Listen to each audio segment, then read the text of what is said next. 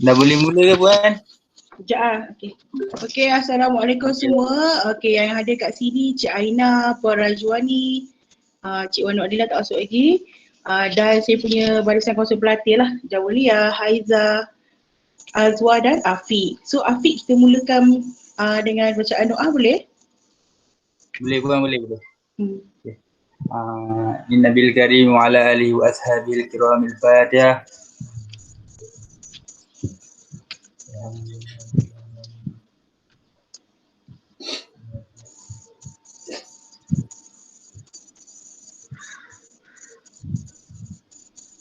Bismillahirrahmanirrahim. Alhamdulillahi rabbil alamin.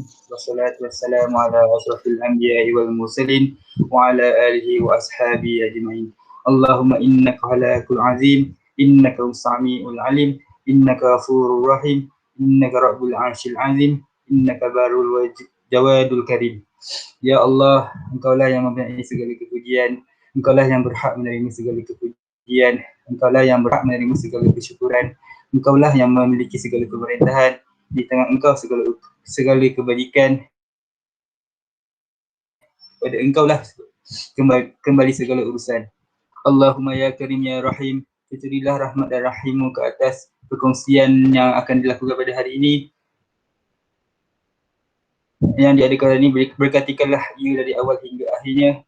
Ya fa'alul lima yurid. Kami juga memohon perlindungan daripadamu dari segala perkara yang boleh mencacat-celakan perkongsian kami dan daripada segala perkara yang melalaikan kami dari berbuat taat kepadamu. Kepadamu juga kami serah segala urusan kami. Rabbana alaika tawakkalna wa ilaikal anbana wa ilaikal masir.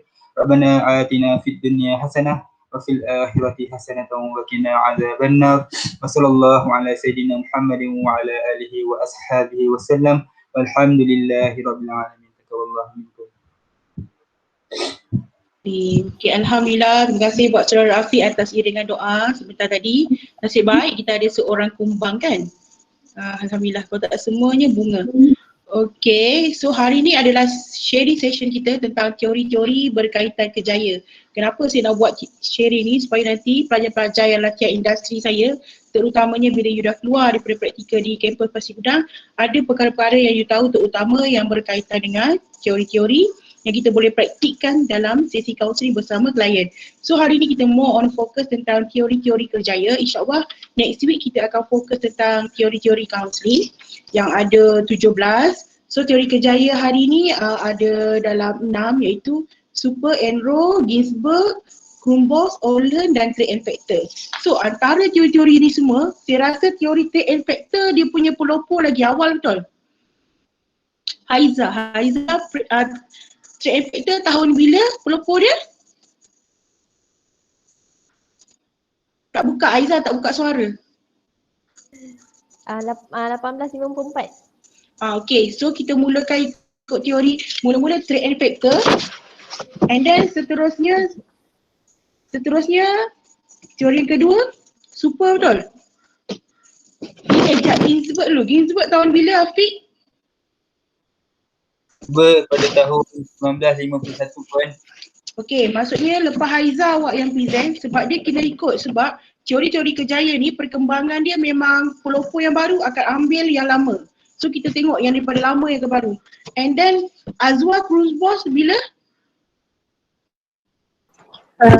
1979. Okay, yang ketiga Azwa. Aina, Cik Aina, Enro bila? Enro awak bila? Aina suara tak masuk. And then Jawa Holland bila Holland? 1959.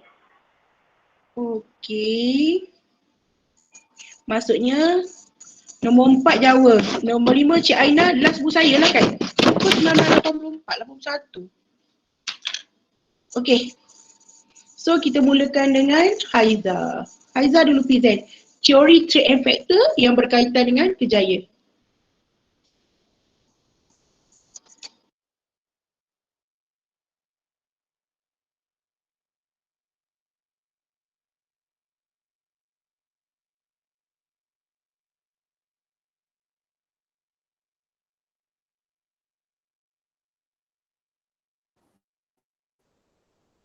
Nampak slide saya tak?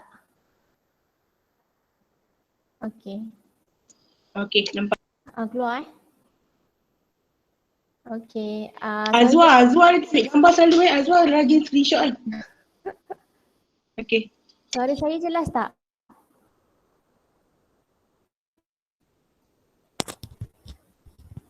Suara saya dengar tak?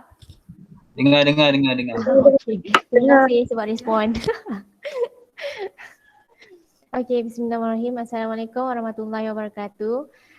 Okey, yang saya hormati Puan Suzaina, dengan Puan siapa tu? Puan Rajwani. Okey.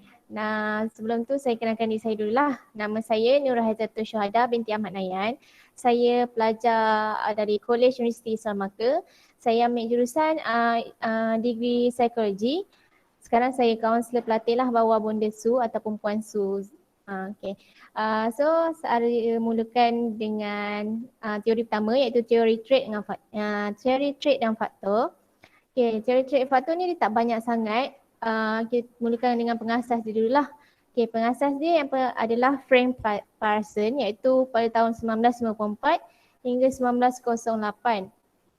Parson ni dia dikenali sebagai bapa bimbingan vocational, iaitu beliau pernah mengajar sejarah, matematik dan Perancis di sekolah-sekolah awam.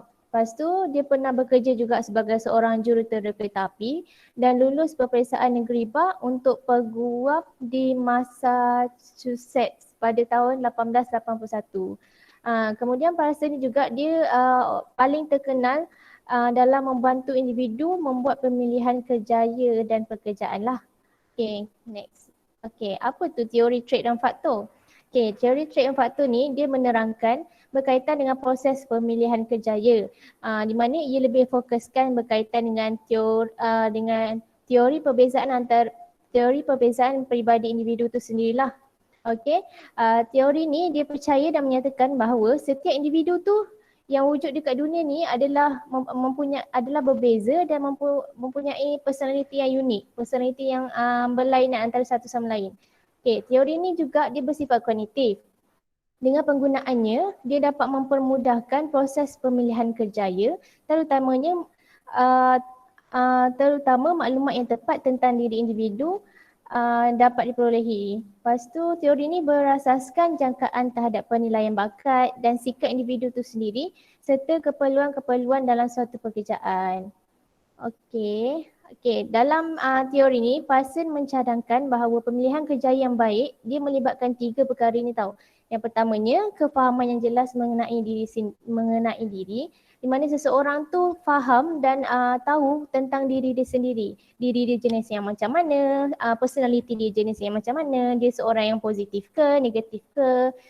Kemudian yang kedua adalah pengetahuan mengenai pekerjaan.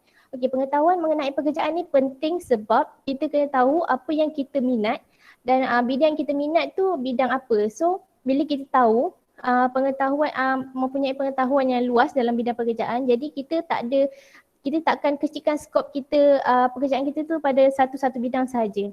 Okey, yang ketiga ialah taakulan tepat mengenai hubungan antara kedua-dua fakta ni. Okey, taakulan ni dia maksudnya macam bila kita dah tahu tentang diri kita, maksudnya kita tahu kemahiran diri kita, minat kita, jadi kita boleh kaitkan dengan bidang pekerjaan yang kita nak ceburi nanti.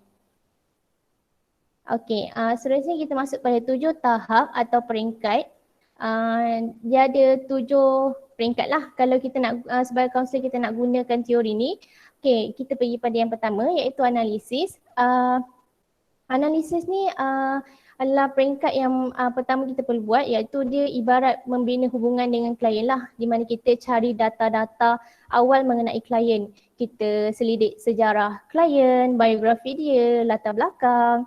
Kemudian kita cari maklumat mengenai pengaruh persekitaran dia, contoh macam family, rakan-rakan dia. Dekat peringkat pertama ni jugalah kita akan perhatikan dia punya gaya, dia punya ciri kepribadian seorang tu. Okey, masuk peringkat yang kedua iaitu kenal pasti pemboleh ubah perkembangan ataupun boleh dikenali sebagai penilaian peribadi kita terhadap seorang klien tu. Okey, penilaian peribadi tu yang pertama adalah kita bagi pada dua. Yang pertama, persepsi tentang diri klien. Tentang diri klien. So maknanya kat sini, diri klien tu kita kena tanya dia apa persepsi diri dia terhadap diri dia sendiri. Contohnya macam tanggapan dia, gambaran dia mengenai diri dia macam mana. Contoh macam dia cakap dia seorang yang sensitif ke, ataupun dia cepat marah. Dia gambarkan penilaian diri dia sendiri ke atas diri dia tu macam mana. Okey, yang kedua adalah persepsi tentang persekitaran, di mana tanggapan tentang persekitaran tu contoh macam tanggapan persekitaran pekerjaan ni. Suasana penilaian. Macam contoh kerja kilang, apa penilaian kita, tanggapan kita terhadap kerja kilang. Ada orang yang cakap kerja kilang ni best. Ada orang cakap kerja kilang ni susah, gaji penat. So tanggapan orang ni lain-lain. Jadi bila kita nak teroka, kita nak tahu, kita kena tanya klien tu. Dia punya tanggapan tentang sesuatu pekerjaan atau persekitaran tu macam mana. Okay, yang ketiga adalah peringkat penilaian ataupun peringkat eksplorasi kerjaya lah. Okey, dekat peringkat ni kaunselor dia akan buat penilaian tentang kemampuan klien, minat dengan kebolehan dia lah. Dekat sini lah kita akan teroka sedikit dan kita akan cuba kaitkan dia punya kebolehan, minat dengan bidang kerjaya yang bersesuaian. Okey, maklumat yang kita dapat ni boleh memudahkan klien juga untuk memadankan keperluan minat, kebolehan dengan pekerjaan yang dia nak ceburi nanti. Sebabnya nilai pekerjaan yang dia ingin ceburi ni kena bersesuaian dengan kemahiran yang ada. Sebab kadang tak semua kemahiran yang kita ada tu bersesuaian dengan bidang kerja. Sesuatu bidang kerja itulah. Kadang ada yang bidang kerja tu perlukan kemahiran ni tapi kita tak ada. Tapi sebab tak semua benda kita boleh buat. Sebabnya kemahiran setiap orang tu adalah berlainan. Kemampuan seorang dan minat seorang tu pun berlainan. Jadi dekat situlah kaunselor kena teroka apakah minat, kemampuan dan kebolehan seorang klien tu untuk disesuaikan dengan bidang kerjaya yang boleh dia ceburi nanti. Okay, peringkat yang keempat adalah kenal pasti dan selesaikan masalah. Dekat sini adalah peranan seorang kaunselor tu penting lah. Sebab dia akan teroka masalah klien.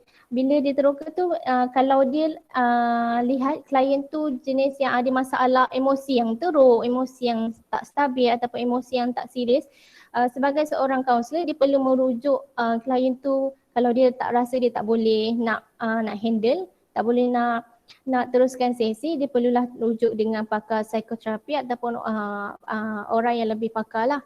Sebab bagi saya gangguan emosi ni sangat-sangat bahaya. Sebab gangguan emosi ni akan mempengaruhi diri kita. Bila kita tak mampu nak kawal emosi kita, semua benda jadi tak kena. Benda kecil pun kita boleh cepat marah, kita boleh cepat terasa. So bila seorang tu mempunyai kawalan emosi yang teruk, yang tidak stabil, macam mana dia nak berinteraksi ataupun bekerjasama dengan orang lain. Contohnya macam dalam pekerjaan kan, kalau dia asyik ikut emosi, mestilah akan menjejaskan dia punya dia punya kerja lah. Okay, so kat sini kaunselor juga if ada jumpa klien yang macam ni, kita kena buat satu rancangan ataupun satu strategi intervensi lah yang sesuai untuk bantu klien kita. Contoh kalau dia ada masalah dengan pemilihan bidang kerjaya, lepas tu kita bagilah intensif lain. Contoh macam kita kongsi link-link kerjaya yang boleh dia ceburi, yang boleh dia daftar. Lepas tu kita buka minda dia supaya supaya dia tidak tertumpu pada satu skop bidang, mengikut bidang pengajian dia sahaja. Okay, yang kelima, hasilkan analisis PEF. Okay, dekat sini analisis PEF ni, dia kaunselor dan klien dia mengembangkan skema kognitif. Di mana klien PEF tu apa? Stand for? Apa? EF tu stand for? Stand for. Kejap saya ada tulis tapi kejap saya pun tak tahu. Aduh, Saya tak tahulah Puan. Okay, teruskan. Kita Google sama nanti. Okay. Sorry. Okay. Hasilkan analisis PEF ni bila kita dah bincang dengan klien tentang proses pemilihan kerjaya tu, lepas tu kita framekan work, kita buat rangka kerja. Kita buat rangka kerja dan kita nilai matlamat yang kita dah bina, yang kita dah bincang. Supaya kita boleh nampak lah apa yang kita rancang matlamat tu sesuai ataupun tidak dengan ciri dan ciri, kebolehan dan minat klien tu sendiri. Sebab kadang ada matlamat yang kita bina ataupun yang kita bincangkan mungkin tidak sesuai dengan keupayaan diri klien tu. Okay, yang keenam adalah sahkan, terokai dan tentukan. Okay, dekat sini biasanya kaunselor akan buat sebelum proses pengamatan lah. Kaunselor tu akan bertanya semula kepada klien, buatkan perbincangan terakhir dengan klien untuk dia sahkan, semak semula data, sahkan ataupun tanya semula pendapat klien sama ada apa yang dibincangkan sebelum ini matlamat ataupun pendapat yang dikongsikan dia setuju ataupun tidak. Dan matlamat yang dibincangkan tu dia boleh capai dengan mengikut keupayaan diri dia ataupun tidak. Macam tu. So yang ketujuh adalah susulan. Ni memang penting juga sebab bila kita dah habis buat sesi dengan klien, kita perlu buat susulan lah. Kita libatkan, kita nilai kemajuan dia, kita ambil tahu, kita keep bantu mana yang boleh bantu. Okey. Jangan terus lose contact macam tu. Kita kena tanya kalau dia masih lagi ada masalah dalam pemilihan bidang kerjaya, mungkin kita boleh bantu dengan mencarikan kerja-kerja kosong untuk dia ke, kita cadangkan intensif baru untuk dia. Okey. Okay, saya rasa itu je yang saya boleh kongsikan. Tak banyak sangat pun. Laju sangat ke? Okey, menarik. Okay, ada apa-apa soalan? Tapi boleh tak kalau saya simpulkan teori yang trait and factor ni dia lebih kepada bakat lah. Dia rasa tu bakat semula jadi yang lahir daripada seseorang individu tu, and then bila dia dah keluar, dia dah membesar, how kita grooming dia. So tu yang melalui 7 peringkat tu maksudnya proses grooming bakat yang ada tu untuk dikembangkan. Kan? Dia tak kajilah detail umur berapa, pengaruh siapa kan. Dia lebih kepada bakat setiap orang tu dia memang dah lahir dengan bakat. Okay. Lepas tu ada bakat Azwa pandai menyanyi ke, tak tahu kan. Okay, yang lain ada soalan? Tak ada? Tak ada Puan. Afiq memang baik kalau Aizah present. Okay, seterusnya teori Ginzburg, Afiq. Okay, teruskan Afiq.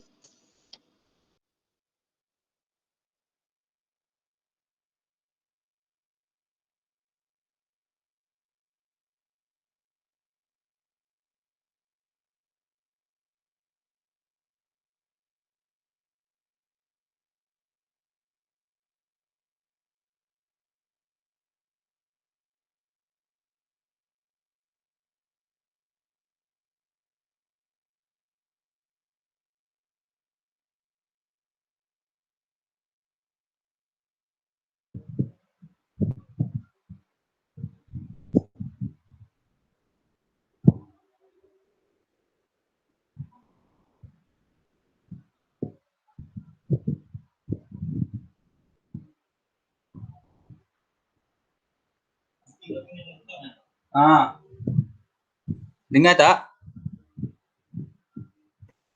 Dengar Afiq, dengar. Dengar. Okay. Dengar. Dah keluar tak adanya slide? Belum keluar lagi. Belum keluar? Belum. Jangan terkejut sangat lag.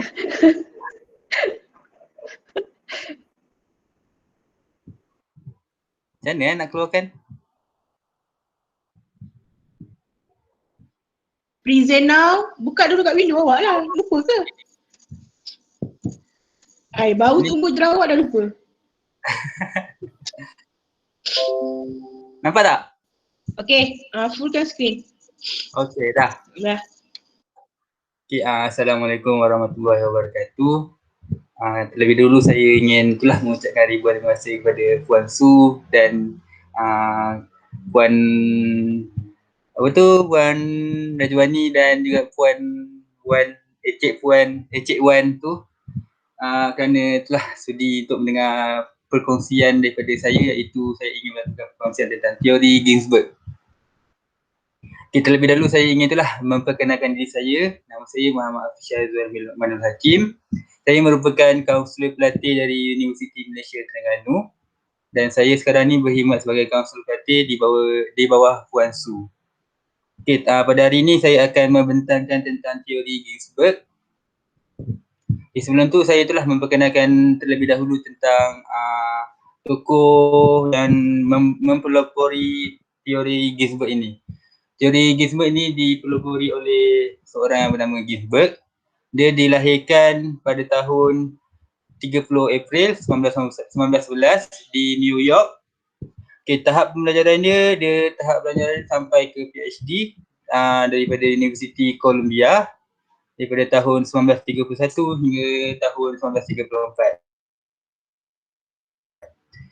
Pekerjaan dia iaitu Profesor at Talmud.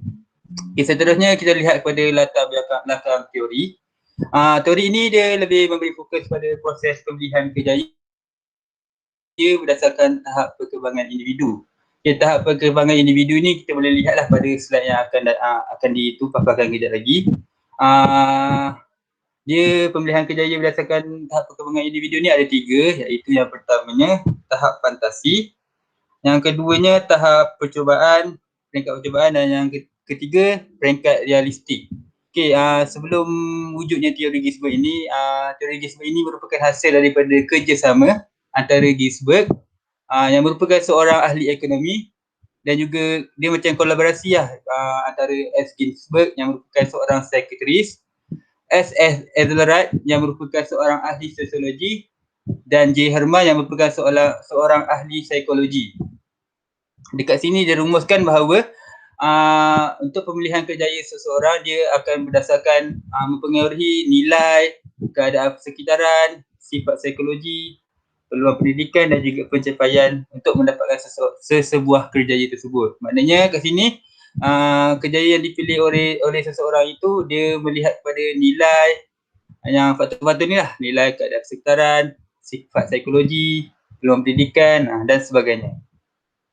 Okay, proses pemilihan kerjaya ini merupakan sebahagian daripada proses perkembangan individu itu sendiri. Itu maknanya perkembangan individu itu daripada kecil hingga ke dewasa. Proses dia secara berterusan. Ini merupakan konsep teori. Konsep teori ini kita tengok tu lah pada tahap perkembangan kerjaya. Macam saya cakap tadi, ada 3 tahap perkembangan kerjaya, iaitu tahap yang pertama, tahap fantasi pada umur 6 hingga 11 tahun. Okay, pada tahap ni pada tahap ni kanak-kanakan umur 6 hingga 11 tahun dia belum memiliki sebarang keputusan terhadap pekerjaannya. Maknanya kat sini dia tak ada ilmu ataupun fakta tentang pekerjaan yang dia mahukan. Dia secara macam fantasi ni kita contohlah macam waktu saya kecil dulu, masa saya umur 6 hingga 11 tahun, saya bercita-cita lah untuk menjadi seorang profesor agama. Pada masa tu saya hanya ikut kehendak. Saya tengok kawan saya, dia telah tulis kat dalam satu borang tu, dia nak jadi apa, saya pun ikut je. Lepas tu saya ada itulah bercita-cita untuk menjadi seorang pemain bola sepak. Masa tu saya rasa pada waktu tu saya hanya berfantasi je lah sebab saya tak tahu kan apa dia punya kelebihan dia. Kat situ lah. Lepas tu seterusnya pada peringkat percubaan ini itu pada umur 11 hingga 17 tahun. Peringkat ini wujud apabila kanak-kanak ataupun orang yang individu yang pada umur tersebut telah menyedari minatnya. Kat sini dia ada menyatakan 11 hingga 17 tahun dia telah melihat minatnya. Lepas tu ability keupayaan 13 hingga 14 tahun. Maknanya kat sini dia telah orang kata macam mewujudkan tu satu keupayaan untuk mencapai minatnya. Dan seterusnya value ni dia tengok kalau contoh pada tahap yang ability tu dia tak dapat capai dia punya tu, dia akan beralih minat. Kat sini lepas tu value ni macam ada nilai lah, sama ada dia punya minat dia terhadap keupayaan dia terhadap minat dia tu adakah ianya tercapai ataupun tidak. Okey, peringkat yang tu transition tu dia itulah dia melakukan atau melaksanakan lah terhadap dia punya minat tersebut. Pada peringkat seterusnya iaitu peringkat realistik ni maknanya individu tersebut lebih mengetahui tentang maklumat kerjayanya. Dia akan itulah mempunyai 3 peringkat iaitu exploration atau penerokaan. Penerokaan ni macam dia tahu tentang maklumat tentang pekerjaan dia, pengalaman dan dapat membezakan lah keperluan kerja dan juga daripada faktor peribadi dia. Maknanya kat sini dia lebih tahulah, macam saya ni tengah ambil course counselling dan saya pun tengah belajar course counselling, so saya lebih itulah tahu fakta-fakta tentang ilmu-ilmu tentang counselling dan mempunyai keupayaan lah. Keupayaan tu yang kedua ability. Keupayaan untuk mencapai tahap teori tersebut. Teori tersebut, mencapai kejayaan tersebut. Yang ketiga tu provision tu saya kurang jelas kat situ sebab tak berapa nak faham sangat pasal provision tu. Kalau puan ada tak faham ke apa, boleh puan kongsikan. Okey, seterusnya saya akan terus pergi pada kekuatan dan kelemahan teori ni. Okey, kekuatan teori ni dia lebih itulah menumpukan kepada kepentingan faktor ekonomi dalam pembangunan kerjaya. Maknanya kat sini individu akan itulah cari kepekerjaan yang mereka rasa lebih sesuai dengan ekonomi sekarang ataupun yang memberi kebaikan kepada diri mereka. Kelemahan teori ni tidak bergantung pada kajian yang komprehensif, maknanya dia tidak bergantung pada kajian yang menyeluruh lah. Maknanya dia tak melihat secara keseluruhan individu punya faktor seperti macam faktor-faktor yang tertentu lah yang mempengaruhi pemilihan kerjaya. Tetapi lebih kepada kajian yang sedikit dan membuat pernyataan secara keseluruhan. Dia buat kajian secara sedikit lah, dia melihat pada itulah tahap-tahap pengembangan tersebut. Yang seterusnya fokus pada pilihan kerjaya tanpa mengira penyesuaian kerja. Dan yang terakhir, tidak menjelaskan konsep kompromi jika ada ketidaksesuaian untuk mengimbangkan pilihan kerjaya bagi seseorang. Okey, ini saja daripada saya tentang teori Ginzburg. Ada pertanyaan? Okay, so far alhamdulillah faham. Okay, provision. Provision tu dia jatuh kepada 3 tahap perkembangan kerjaya yang ketiga kan, iaitu realistik tu tak Fik? Betul, realistik. Provision tu meaning kalau contohnya nampak tak, yang pertama exploration, maksudnya kita teroka, and then ability, pembukuan, and then provision tu how about you punya budget. Kan kerjaya kita tu. So far kalau macam contoh Afiq nak jadi profesor agama, so you mesti kena study sampai peringkat PhD. Tapi contoh kalau you fikir nak jadi pemain bola sepak je, so tak semestinya awak kena belajar sampai PhD. You just pergi tournament, pergi skill-skill punya courses yang dalam dan luar negara. So dari segi peruntukan tu berapa yang you ada. So teori dia disebut lebih kepada realistik lah. Angan-angan tu bagus kan, sebab tadi dah fantasi betul, angan-angan tu bagus, realistiknya background family tu mampu tak? Segitu je tu lah sedang. Saya rasa lah, ke Aina ada idea lain? Itulah apa yang pun cakap tadi. Ya, lebih kurang lah kan? Okay. Alright, thank you. So far seterusnya Azwa. Thank you Afiq. Okay puan. Okay.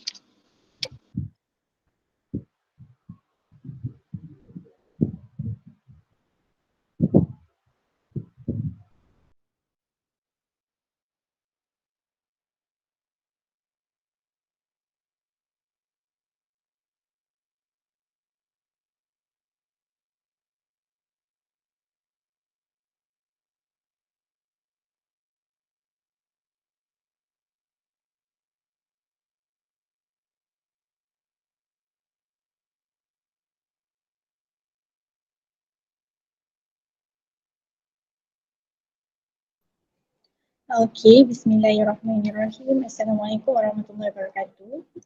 Yang dihormati kepada semua para pendidik, Puan Su, Encik Aina dan juga Puan Rajani, serta sahabat-sahabat yang lain. Saya Siti Nur Azhar Binti Rosli, Kaunselor Pelatih daripada Universiti Malaysia Terengganu dan kini berkhidmat di bawah penyaliaan Puan Su. Okey, jadi teori seterusnya saya akan membentangkan tentang teori pembelajaran sosial perkembangan kejaya yang dipelopori oleh Krumboltz pada tahun 1976 dan 1996. Okey.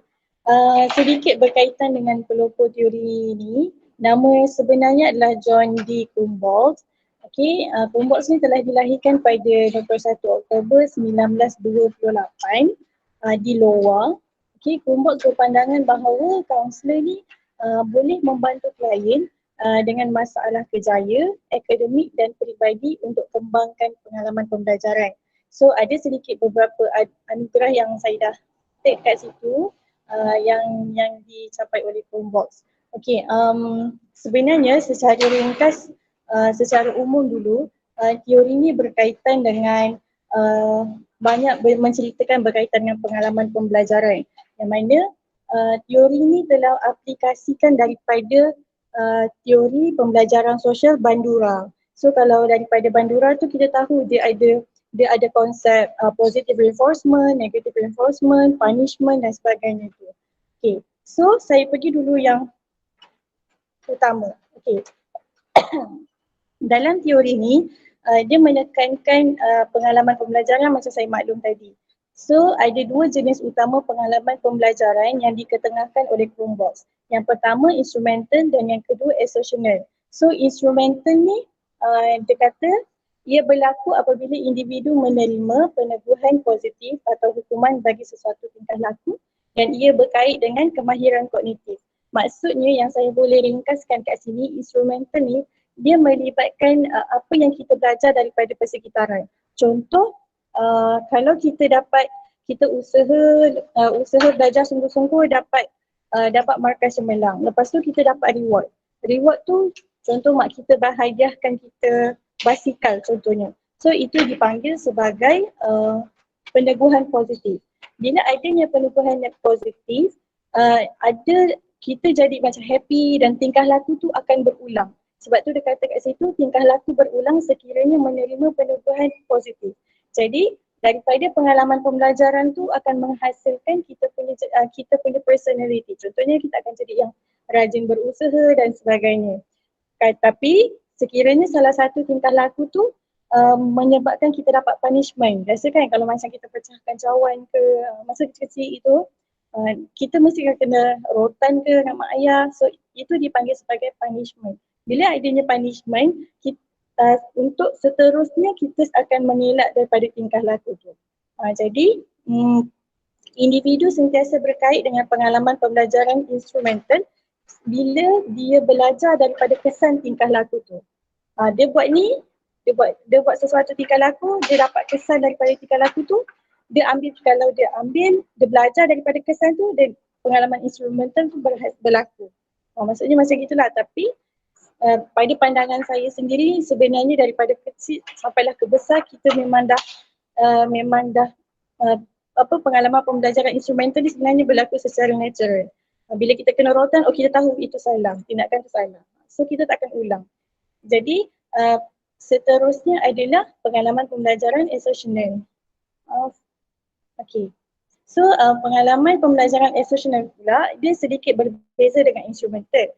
Kalau instrumental ni ada peneguhan positif dan punishment yang kita dapat, tapi kalau associational ni sebenarnya dia berlaku secara semula jadi. Ia berlaku apabila individu mengaitkan beberapa peristiwa lepas yang berlaku secara semula jadi atau rangsangan yang melibatkan emosi. Contoh, individu berada di suasana hospital membuatkannya berminat dalam kejayaan perubatan. Okey, pengalaman pembelajaran associational ni dia nak katanya kita ada minat dalam sesuatu kejaya, ada sesuatu personality berdasarkan persekitaran yang kita hadapi. Contoh macam saya daripada kecil, saya berada dalam kelompok kawan-kawan, saya sentiasa berada di sekolah. Sebab mak saya kerja kantin sekolah, jadi saya sentiasa pergi sekolah awal. So bila saya selalu berada di sekolah awal, saya sentiasa jumpa cikgu. Jadi dekat situ ada juga keinginan saya untuk jadi cikgu. Maksudnya macam itulah pengalaman pembelajaran asosial tu berlaku. Lepas tu pengalaman pembelajaran asosial ni, dia mengakui kepentingan keberkesanan diri, self-efficacy yang mana dia percaya kemahiran tertentu akan memberi kesan kepada tingkah laku kita. Contohnya, dia melibatkan, kalau yang ini dia melibatkan kepercayaan, kemahiran, berkaitan antara kepercayaan, kemahiran dan juga tingkah laku. Contoh yang saya bagi dekat situ, individu ni percaya yang dia kurang mahir dalam subjek matematik. So dalam subjek matematik kita biasa tahu yang dia melibatkan formula, pengiraan dan sebagainya, dan dia yakin yang diri dia kurang mahir dalam subjek matematik. So apa tingkah laku yang berlaku pada dia? Dia akan mengelak pekerjaan yang berkaitan dengan matematik. Dia akan elak jadi accountant dan sebagainya. Maksudnya bidang pemilihan kerjaya dia akan lari daripada bidang yang dia tak suka. So tu perkaitan antara minat, kemahiran dan juga tingkah laku. So ini dua jenis utama pengalaman pembelajaran yang diketengahkan oleh Chromebox. Instrumental dan juga associational. Seterusnya,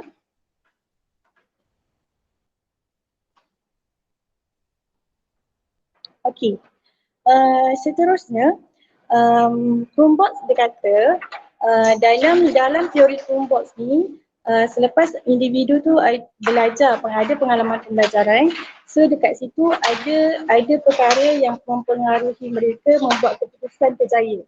So diperkenalkan social learning theory of career decision making. So teori Chromebox ni juga dia bukan menekankan kepada bukan melihat sangat kepada macam mana saya cakap bukan menekankan sangat kepada personality dan sebagainya. Cuma Chromebox ni dia ada bagi tahu tentang keputusan, membuat keputusan kerjaya. Kalau kebanyakan teori lain dia ada cerita tentang pemilihan kerjaya dan sebagainya. Tapi kalau teori Chromebox ni dia ada menceritakan tentang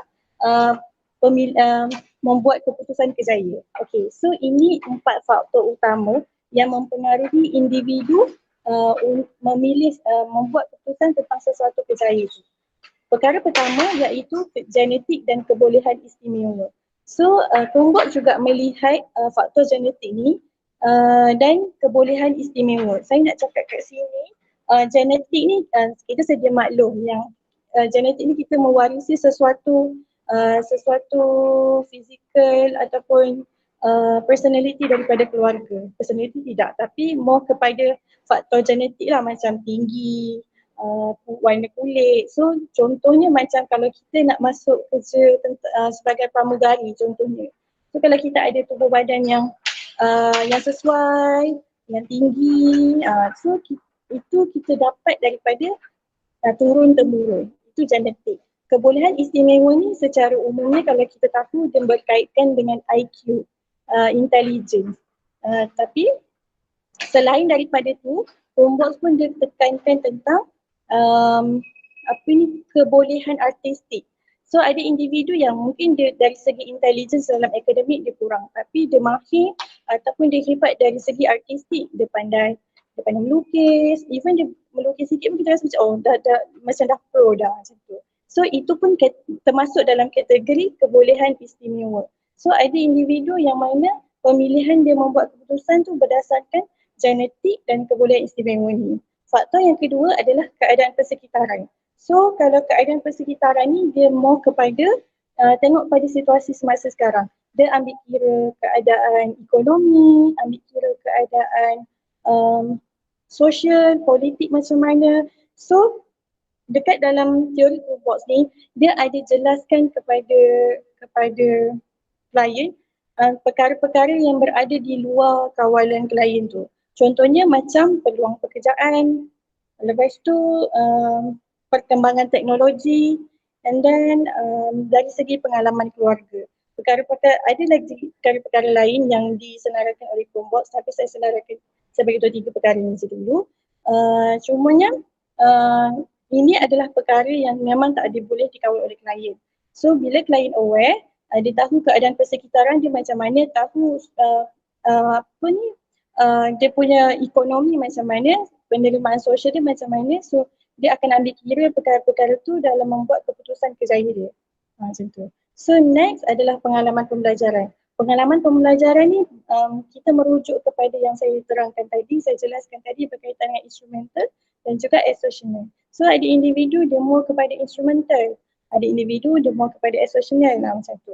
And then kemahiran pendekatan tugas. So kemahiran pendekatan tugas ni dia merujuk kepada kemahiran individu tu sendiri. Dari segi kemahiran dia bekerja macam mana, persepsi dan proses kognitif dia terhadap pekerjaan tu macam mana, mental, aspek mental dia, mindset dia, semua kepada mindset dia dalam satu pekerjaan tu dia okey ke tak. So 4 perkara ni yang sentiasa diambil kira dalam teori Chromebox apabila kita membuat keputusan kerjaya.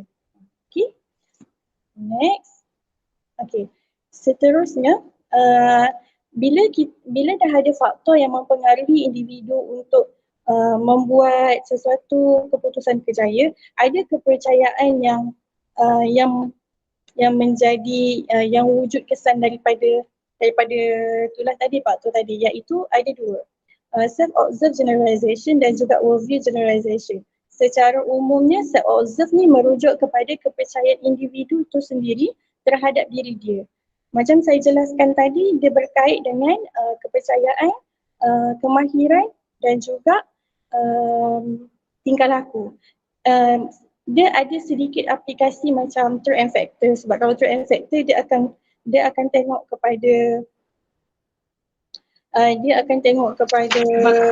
dia related dengan bakat tadi, lebih kurang. Lebih kurang, yes. Genetik bakat lah.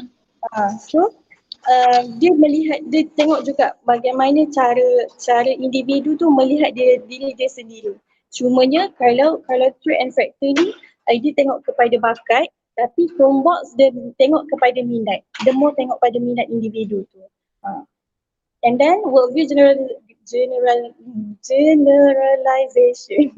Okay, untuk worldview ni bagaimana individu tu melihat sesuatu kerja tu. Macam mana kerja tu, contoh dalam kerja polis, macam dia tengok kerja polis tu macam mana, sama macam threat and factor.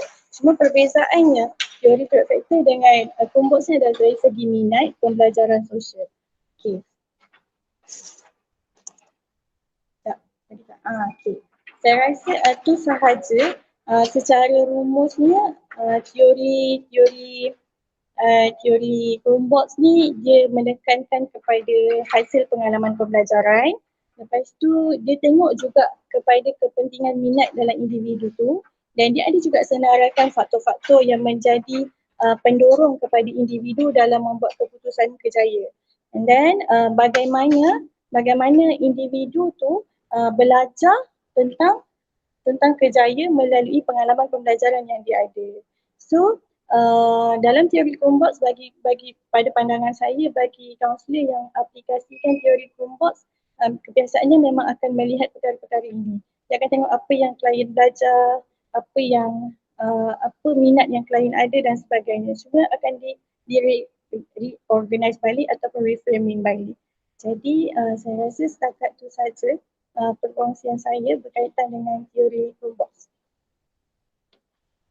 Alright, thank you so much Azwa. Okay, betul lah macam Azwa cakap tadi, dia ada kait sikit dengan Aiza punya teori tadi, trait dan faktor.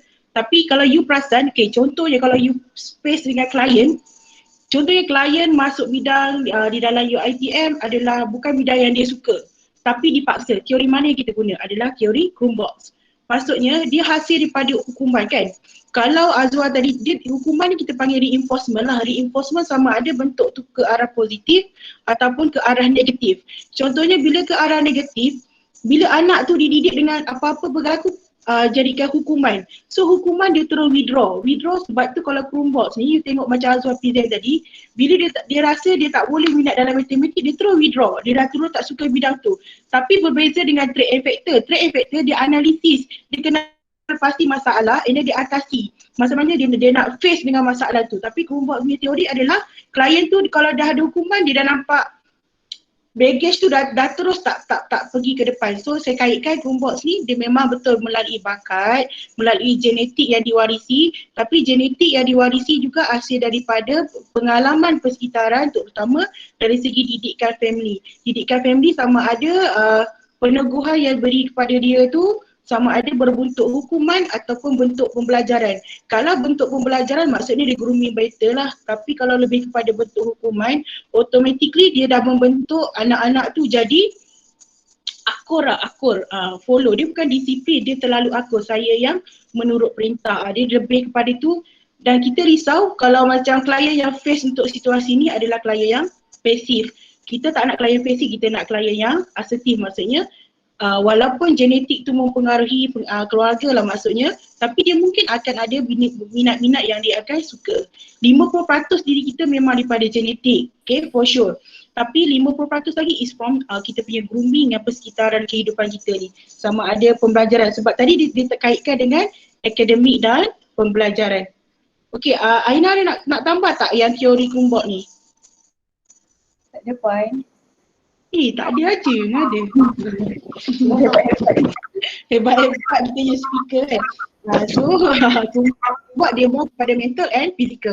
Dia tahu jugalah. So, kalau kita berdepan, kalau you buat report klien yang memang dipaksa untuk belajar dalam bidang tu, selain kita aplikasi teori-teori counselling, teori kejayaan, you boleh ambil teori Azwar Pizan ni. Maksudnya parent dia paksa. Parent dia engineering. So, mak dia engineering. So, dia nak anak jadi engineering sebab more on genetik. So, contohnya tu. Alright. Next speaker is Jawa. Holland. Ya, advice.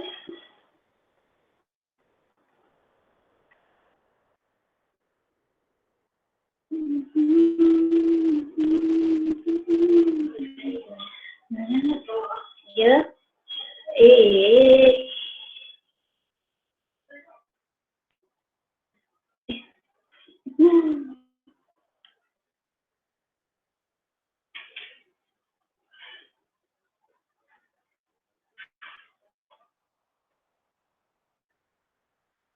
Nampak tak slide saya?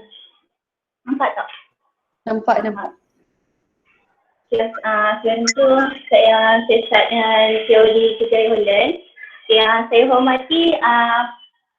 saya hormati Puan Suzaina dan juga Isteri Aina, dan kemudian saya Puan Rajwani dan juga Puan Nur Adila, Puan Nur Adila, dan juga saya dengan kawan-kawan saya yang selama praktikal kat sini.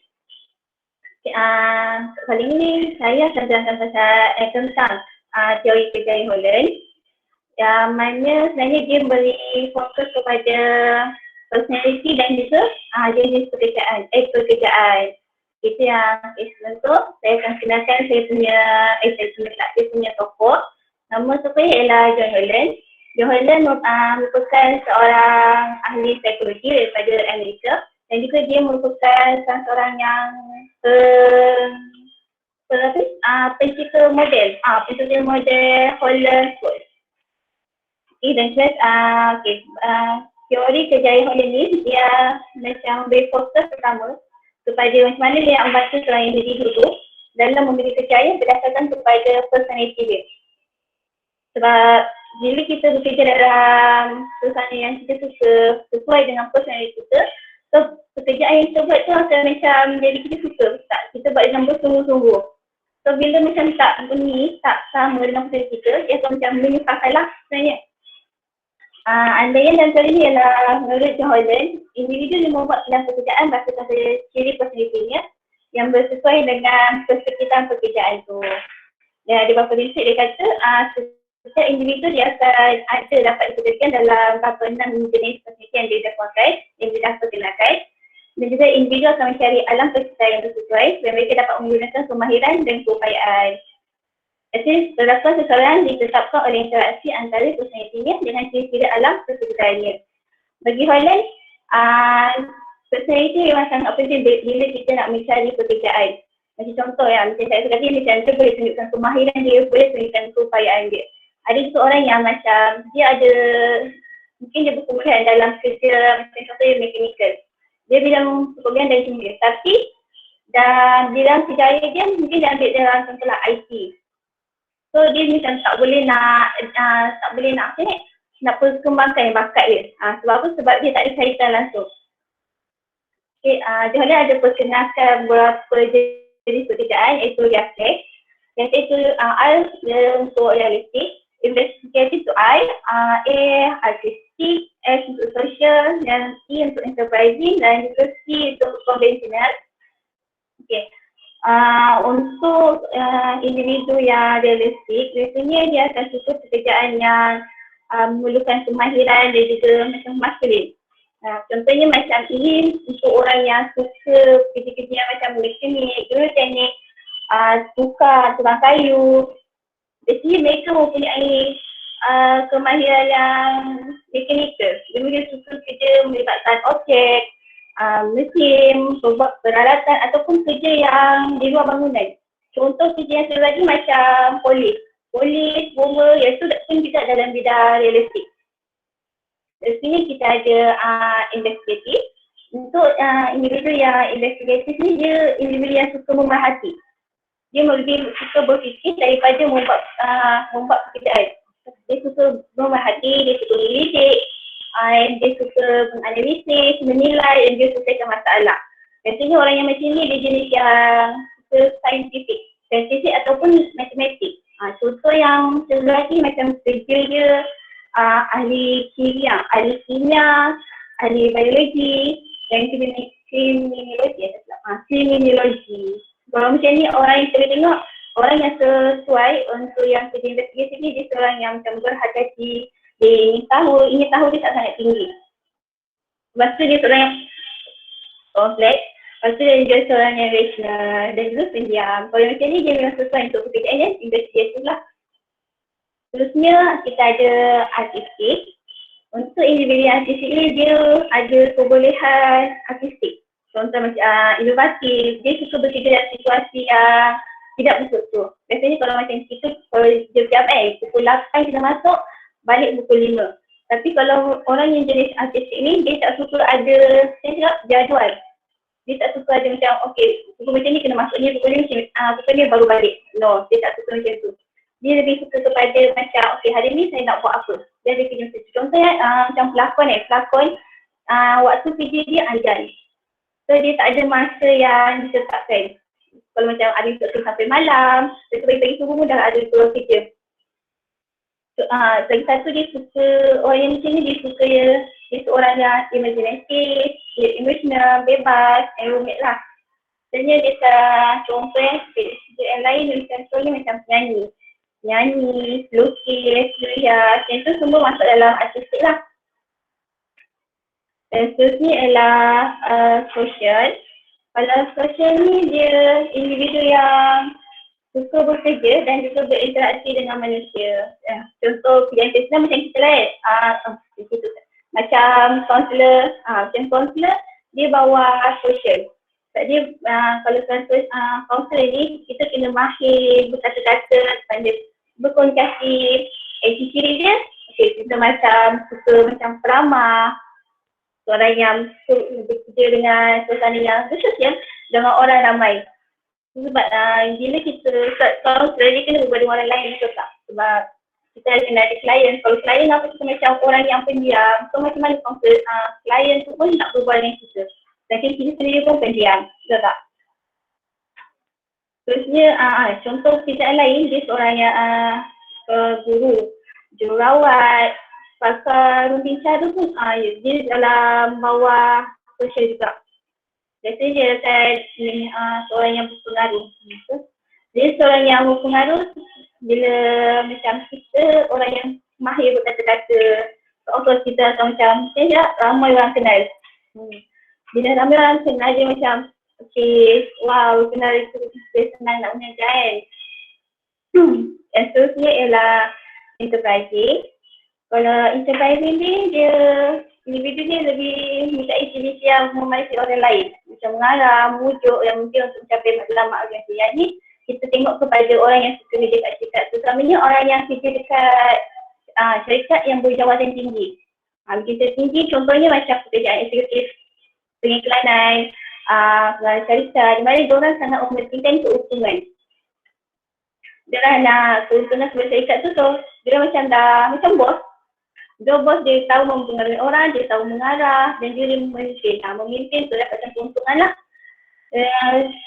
Biasanya orang yang macam ni dia seorang yang bertukang pencapaian, bercita-cita tinggi, mudah bertujuh, bertenaga. Aku mungkin sebab dia seorang bos yang tu saya tak berapa pasti. Dan seterusnya ialah konvensional. Konvensional ni dia jenis yang individu yang mempunyai kemahiran dalam bidang perseranian serta berkebolehan dalam menggunakan nombor. Dia memiliki minat, kecerdasan diri dan dia mungkin sisi seperti berhati-hati, membedah rasa, praktikal, cermat dan defensif. Dia suka melakukan satu perkara itu dengan terperinci. Dia selalu cakap aku, lepas tu dia selalu meluk cinta. Contohnya KJ yang macam ni adalah seorang accountant, Rani Bank, juruanalisa sistem. Yang ni sesuai lah, so macam orang yang macam ni dia selalu ada ciri-ciri, dia suka berhati-hati, dia selalu berasa, praktikal dan dia defensif. Yang macam saya cakap tadi lah. Dan lagi satu menurut Holland ni, jenis kombinasi personality bagus bila dia ada konsistensi. Dia maksudnya macam semakin dekat jarak yasik tu, hubungan yang rapat. Contohnya dia ada hubungan yang rapat, contoh macam biasik kan. Ada tu realistik yang pada masa contoh realistik dan juga investigatif. Yang tu bagus sebab dia ada hubungan yang rapat. Tapi bila contoh dia realistik dan juga konvensional, yang itu jauh. So dia tak nampak itu sebagai satu macam gabungan yang baik. Sebab dia kata macam tu tak elok lah, tak elok. Tak apa, macam tak sesuai. Okay, itu saja solusi saya tentang teori kerja Holland. Terima kasih. Baca sangat ke? Okay, Alhamdulillah. Okay, teori Holland ni memang teori yang memang Aina nak cakap dulu ke? Tak boleh, teruskan. Nanti kalau dia tambah. Okay. Sebab menarik teori Holland ni. Teori kejayaan Holland ni antara teori yang memang dipelopori. Kalau macam bab-bab kejayaan ni memang semua orang akan suka lah. Sebab Holland ni memang dikaji sampai sekarang ni. Kalau kita tengok, kalau you all cuba yang next profiling next tu kan, pun daripada kejayaan Holland. Sebab Holland ni dia mau mengkaji tentang kerjaya dan dia come dengan personality. Maksudnya bakat, minat, kebolehan, personality dia all together. Sebab kejayaan Holland ni memang worldwide dia diguna pakai. So nak sedekah ke Al-Fatihah di Kristian tak? So insyaAllah Prof Holland ni memang banyak yang jasa-jasa dibagi kat kita sebagai generasi baru, terutama kaunselor-kaunselor yang berkaitan dengan kejayaan. Tapi saya suka dari segi Holland ni adalah apabila you buat data riaset kepada setiap orang, you cuba tengok diri you sendiri sama ada konvensional tu ada ke tak. Betul kita takkan minat dalam bidang kira-kira, accountant and so on, tapi ciri-ciri konvensional je sahaja yang seorang yang cermat struktur. Berbanding dengan ciri-ciri bidang kejayaan lain yang more kepada, nak cerita Messi lah. Biasanya orang yang ada C, cara dia buat kerja memang dia ada documentation yang bagus, audit diri yang bagus. So apa-apa dokumen yang berkaitan dengan dia mesti ada. Contohnya kalau doktor, bidang doktor kalau dia ada I, investigative. And then dia akan ada R, realistik sebab doktor gigi, dia pakai pensel tone. And then, tapi dia ada C. Bila dia ada C tu awak percayalah doktor tu awak akan nampak sangat smart. Memang documentation pun semua bagus. Sama juga dalam bidang kita counselor. Kalau kita ada C, S, C tu pun ada merge together. So you akan nampak kekemasan, penstrukturan kerja you tu memang lebih bagus. Berbanding kalau kita tengok, kalau counselor, dia tak ada C. Nak cari, dia boleh bercakap. Dia seorang enterprising, dia boleh bercakap, seorang sosial. Tapi dari segi documentation, dia mesti, itulah kelebihan Holland ni. So Aina komen. Menariknya teori Holland ni, pada saya dalam banyak-banyak teori yang kita dah bincangkan, teori Holland dia ada alat pengukuran yang established, yang relevan, yang valid. Contohnya VPI, Vocational Preference Inventory, SDS, Self-Directed Search dengan IMKS, Inventory Minat Kerjaya Sidik. Jadi sebagai contoh IMKS ni kita dah digunakan sejak daripada peringkat sekolah lagi.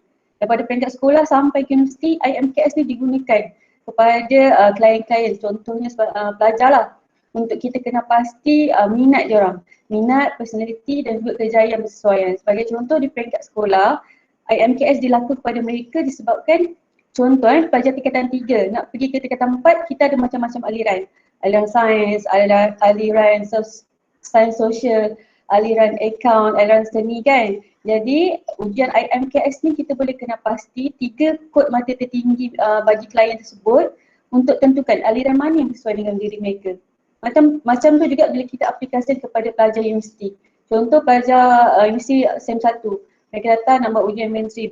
Bila buat ujian tu sekali tengok bidang kursus mereka tidak sesuai dengan minat. Jadi kalau SEM 1 lagi dah buat, kita dah kena pasti kita boleh bantu untuk mungkin tukar kos lain ke, sebabnya ini melibatkan masa depan. Jadi kita tak bolehlah terlalu rigid dengan redanya, kalau kita dapat kos ni maka teruskan. Kita ada pilihan. Jadi pilihan tu kita terangkan kepada klien supaya mereka jelas dengan diri mereka sendiri. Okay, ada tambah Puan Su? Okay, betul tu. So memang kalau holder ni, kalau di UiTM untuk part 1 memang kita running tentang nurturing expert talent yang next tu supaya pelajar tahu. So far memang ada klien-klien yang memang dia contohnya dia dapat mechanical engineering tapi dia minat electrical engineering and then dia withdraw. Maksudnya dia tolak dulu offer tu. Lepas tu the next intake tu baru dia mohon balik sebab dia nak bidang yang dia nak. So kita nampak lah pelajar tu bila belajar sesuatu bidang, you akan kerja dalam bidang tu. Berbanding you belajar dalam bidang yang tak minat, automatically you just kerja untuk apa yang jawatan yang akan ada. Itu beza dia. Passion kita kurang lah. Okay, seterusnya Aina. Okay, jadi saya akan teruskan.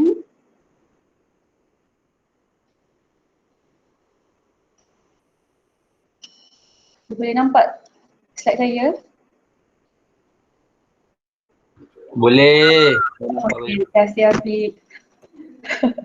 Okey, jadi saya teruskan kepada teori yang seterusnya iaitu teori Enro. Okey, ini adalah wajah Enro, orangnya cantik dan bijak. Okey, sedikit latar belakang Enro. Enro ini dilahirkan pada tahun 1904 dan meninggal dunia pada tahun 1991.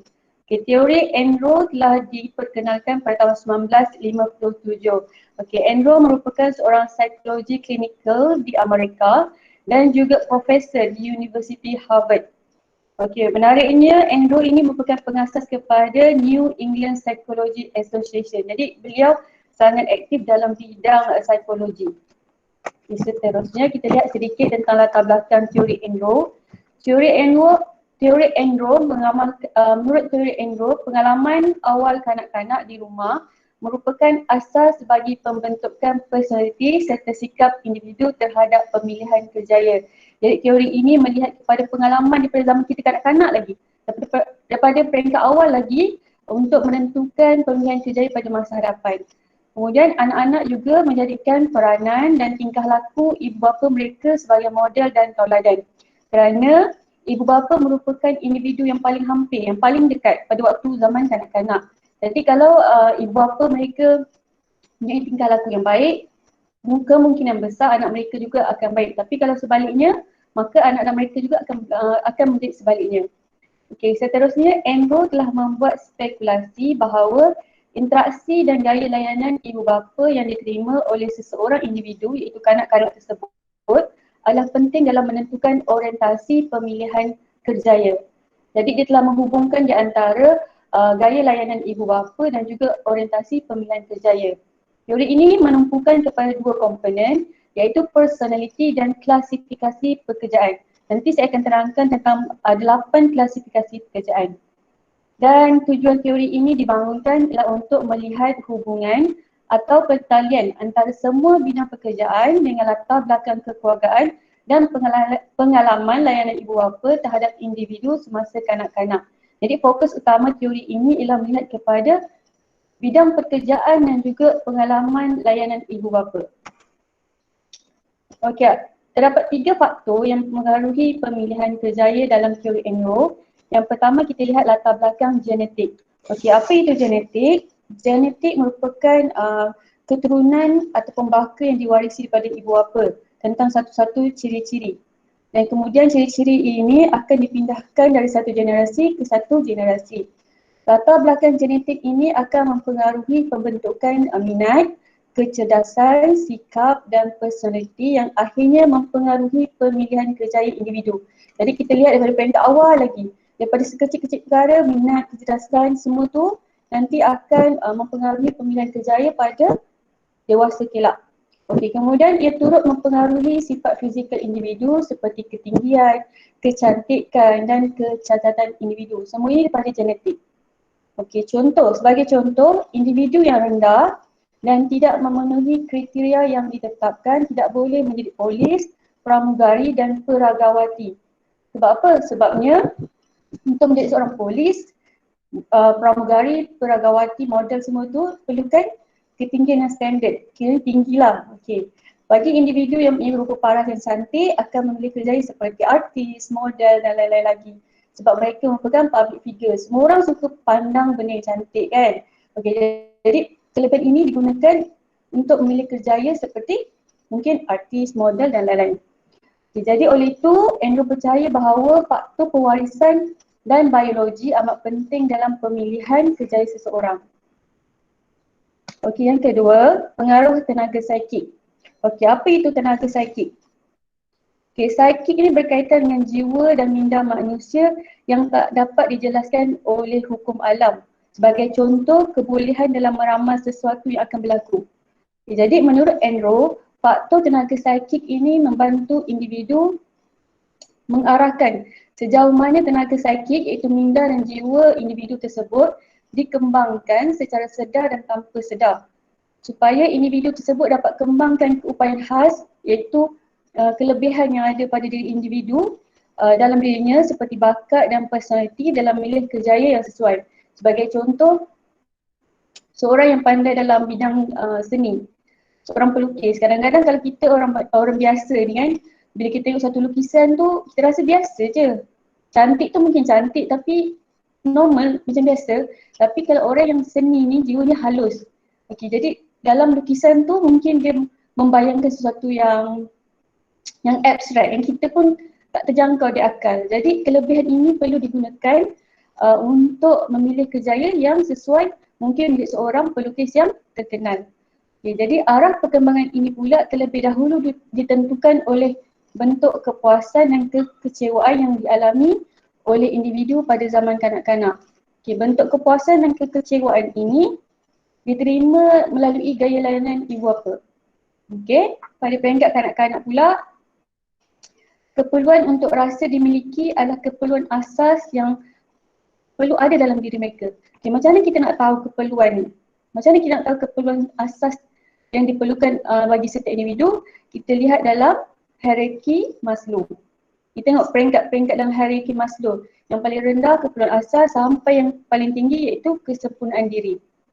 Okay, keperluan tidak sedar yang dimiliki inilah yang akan membentuk tenaga psikik dan menggerakkan tingkah laku individu dan mempengaruhi bidang kerjaya yang dipilih.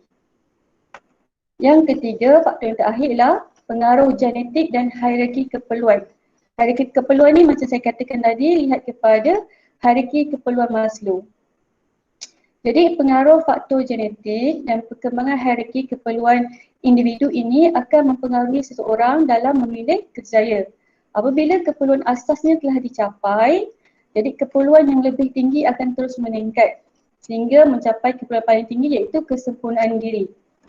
Okay, kalau kita lihat kepada dalam hierarki Maslow, yang bawah sekali, yang paling asas, yang paling besar yang seharusnya semua orang miliki sampailah yang paling tinggi. Dia bentuk tiga segi hierarki Maslow ni. Di bawah sekali ialah keperluan asas seperti makan, minum, tempat tinggal. Kalau yang kedua ialah keselamatan. Keselamatan ni contoh macam pakaian, tempat tinggal.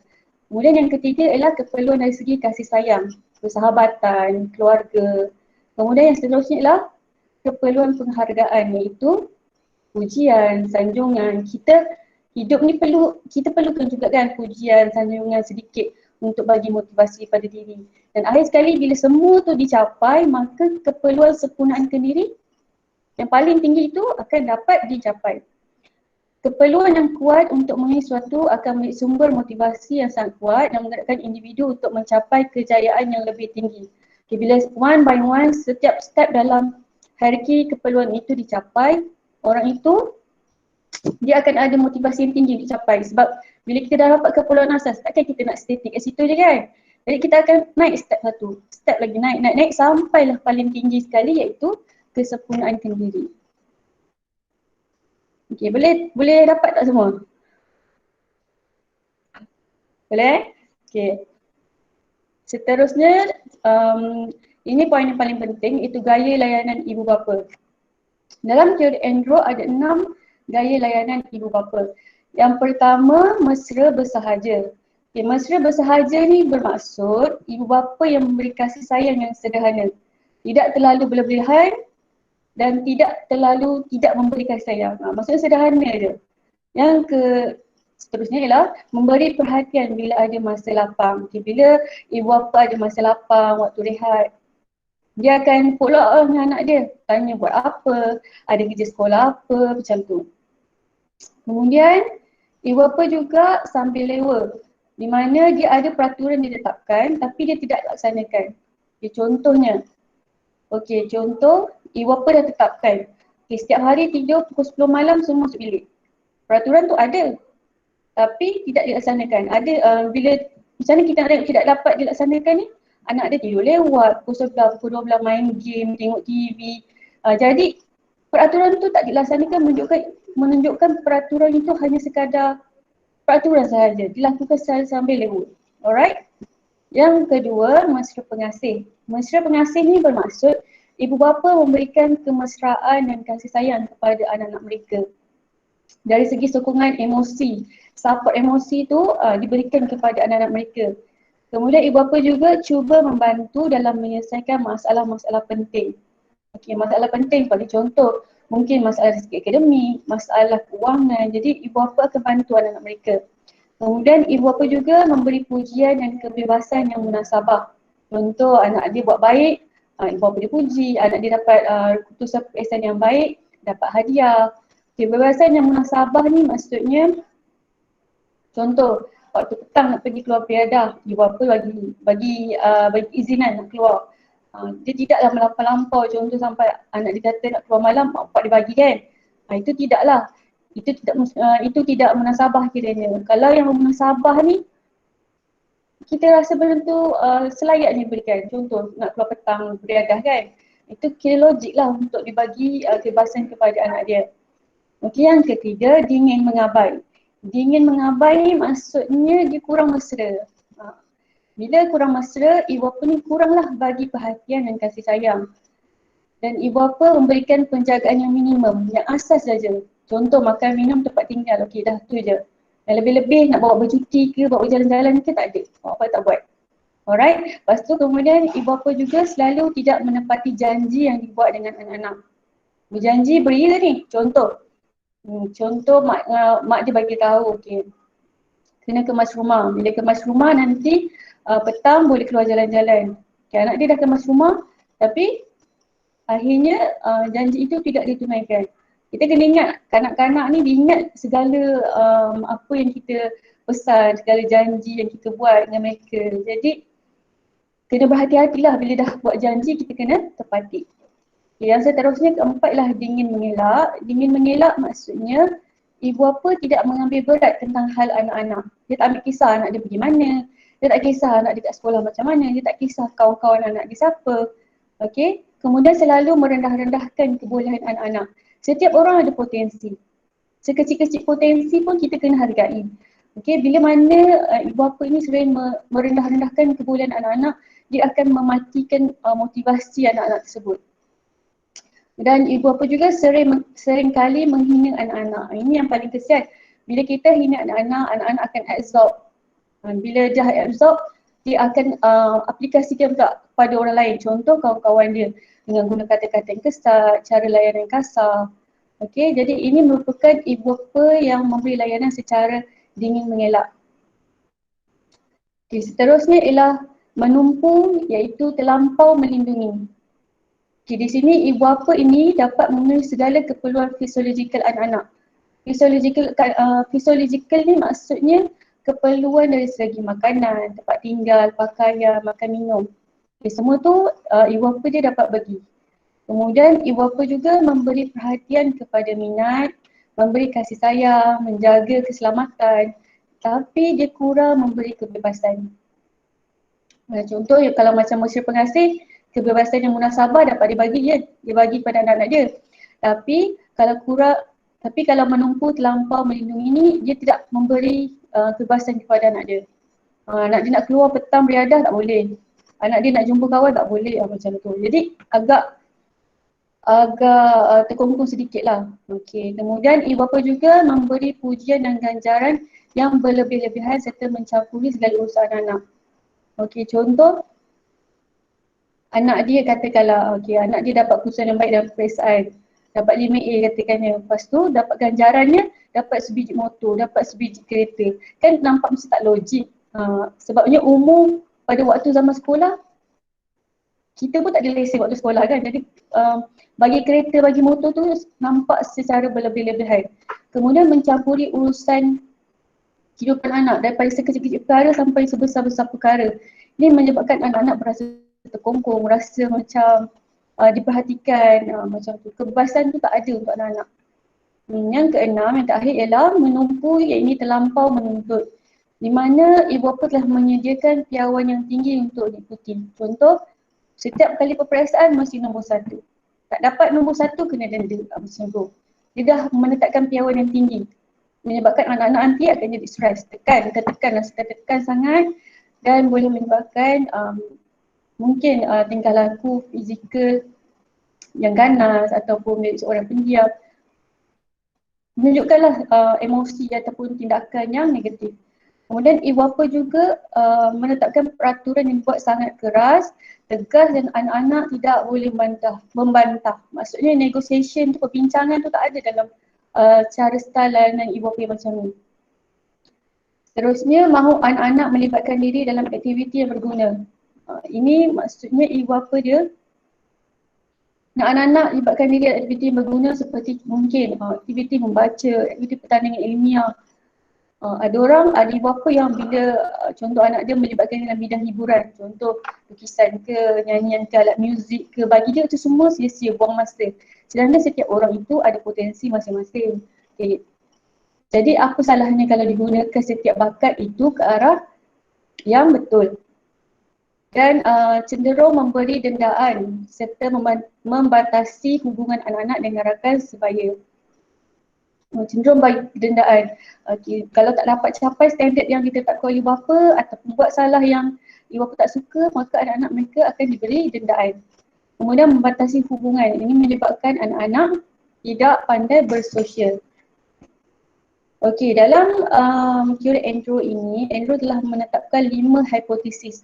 Di mana setiap hipotesis ini telah dinyatakan gaya layanan ibu bapa mana yang bersesuaian dengan hipotesis tersebut. Okey, jadi kita lihat yang pertama.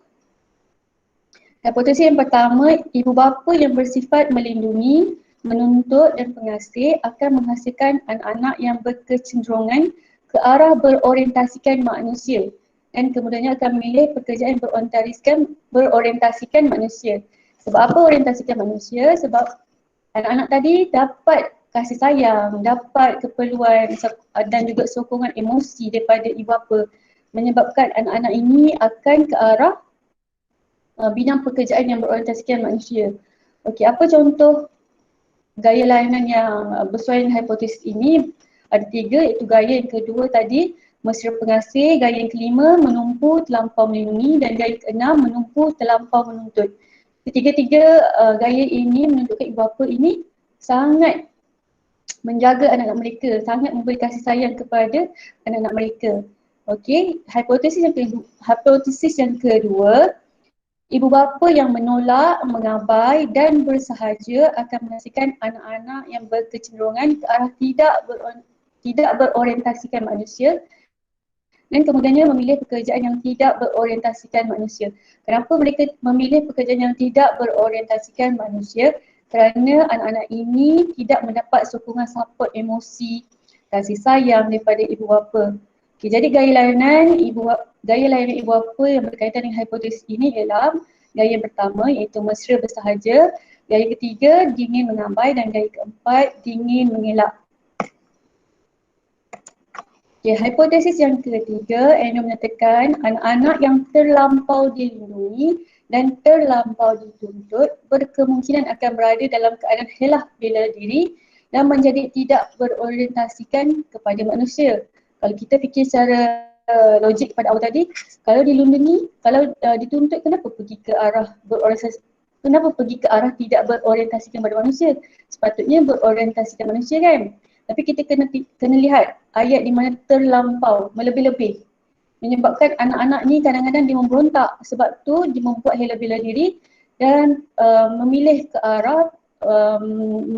arah bidang tidak berorientasikan kepada manusia.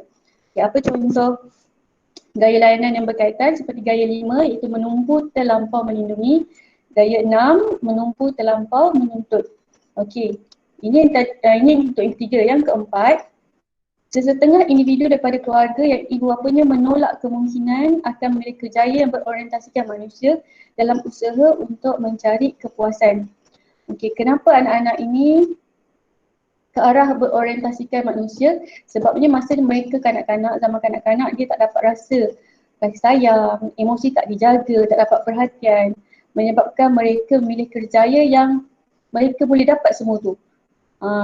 Jadi dia pergi ke arah yang vice versa, yang sebaliknya. Sebab tu mereka pergi ke arah berorientasikan manusia. Okay, gaya layanan yang berkaitan ialah gaya yang ketiga iaitu dingin mengabai dan gaya keempat dingin mengelak. Okey, yang terakhir ialah hipotesis kelima. Layanan dan asuhan yang mencukupi kepada anak-anak oleh ibu bapa yang pengasih dan bersahaja di samping faktor lain seperti kebolehan individu macam bakat ataupun potensi anak-anak tersebut menjadikan keperluan hubungan interpersonal lebih utama daripada keperluan peribadi. Okey, gaya yang berkaitan ialah gaya 1 mesra bersahaja dan gaya kedua mesra mengasih. Okey, ini saya katakan orientasi pekerjaan antara orientasi manusia dan juga bukan manusia. Ada 8 kumpulan. Okay, yang pertama, kumpulan pertama ialah perkhidmatan. Okey, apa contoh bidang pekerjaan perkhidmatan? Sebagai contoh ialah kaunselor, doktor, jururawat. Kerja-kerja ini di mana kita memberi khidmat kepada manusia. Sebab itu dia terletak dalam kumpulan orientasi manusia. Okay, kumpulan yang kedua ialah perniagaan. Contoh seperti usahawan, peniaga kedai runcit, penjual makanan, juga orientasi manusia. Kita bagi servis kepada manusia. Okay, kumpulan yang ketiga ialah organisasi, juga orientasi manusia. Contoh pekerjaan seperti setiausaha, accountant, pengarah syarikat. Kemudian seterusnya kumpulan 5 ialah teknologi. Contoh pekerjaan seperti jurutera, juruteknik, mekanik. Okey, ini ialah orientasi bukan manusia. Sebab apa? Sebab mereka bekerja dengan alat, mereka bekerja dengan benda, berkaitan dengan kemahiran. Alright. Seterusnya kumpulan 6 ialah luar rumah. Luar rumah contohnya petani, pelombong, pegawai perhutanan. Mereka bekerja dengan alam sekitar kan, mereka bukan bekerja dengan manusia. Jadi orientasi mereka ialah orientasi bukan manusia. Kumpulan yang seterusnya ialah sains.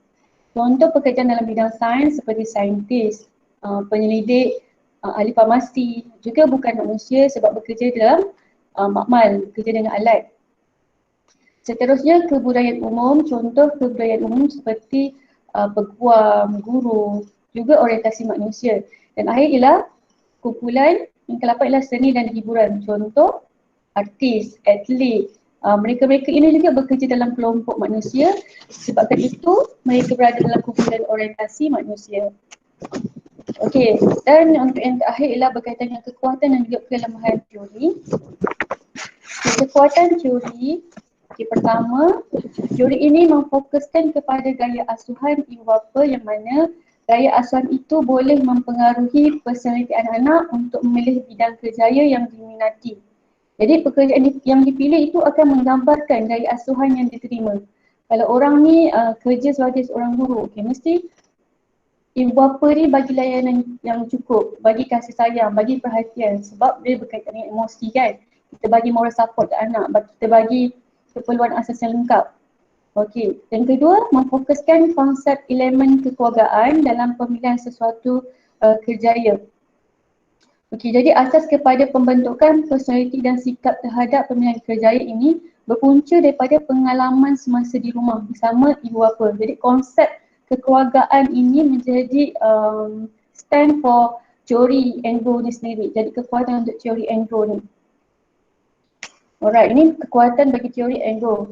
Bagi kelemahan, setiap kelebihan pasti ada kelemahan juga. Okay, kelemahan teori ini lebih banyak menekankan dari segi aspek kekeluargaan, itu gaya asuhan ibu bapa.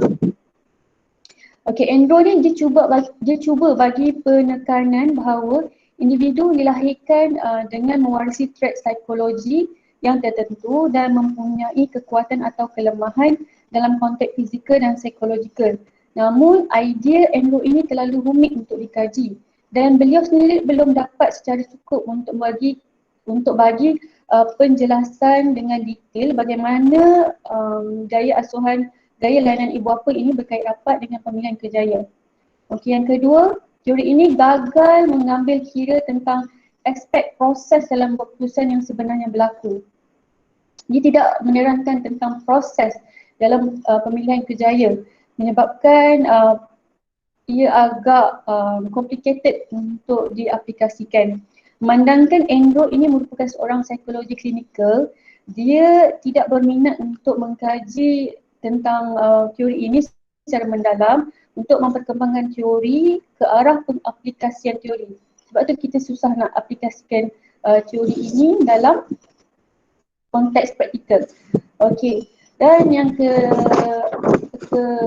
ketiga, iaitu terakhir sekali, kaunselor mengalami kesukaran untuk menjalankan sesi kaunseling kerana teori ini tidak mempunyai alat instrumen atau alat ujian psikologi yang menyokong pembentukan teori ini. Macam tadi kita tengok Holland, dia ada alat ujian, tapi kalau Andrew dia tak ada alat ujian, menyebabkan instrumen ini tidak dapat dinyatakan, menyebabkan teori ini dia tak ada alat pengukur yang kukuh untuk kita nilai ketepatan keputusan berdasarkan teori ini. Okay, jadi kesimpulannya kita dah lihat latar belakang teori, faktor-faktor yang pengaruhi gaya layanan ibu bapa, hipotesis yang dibuat oleh Andrew, dan juga kekuatan serta kelemahan teori. Okay, jadi setakat itu sahaja perkongsian saya. Ada soalan?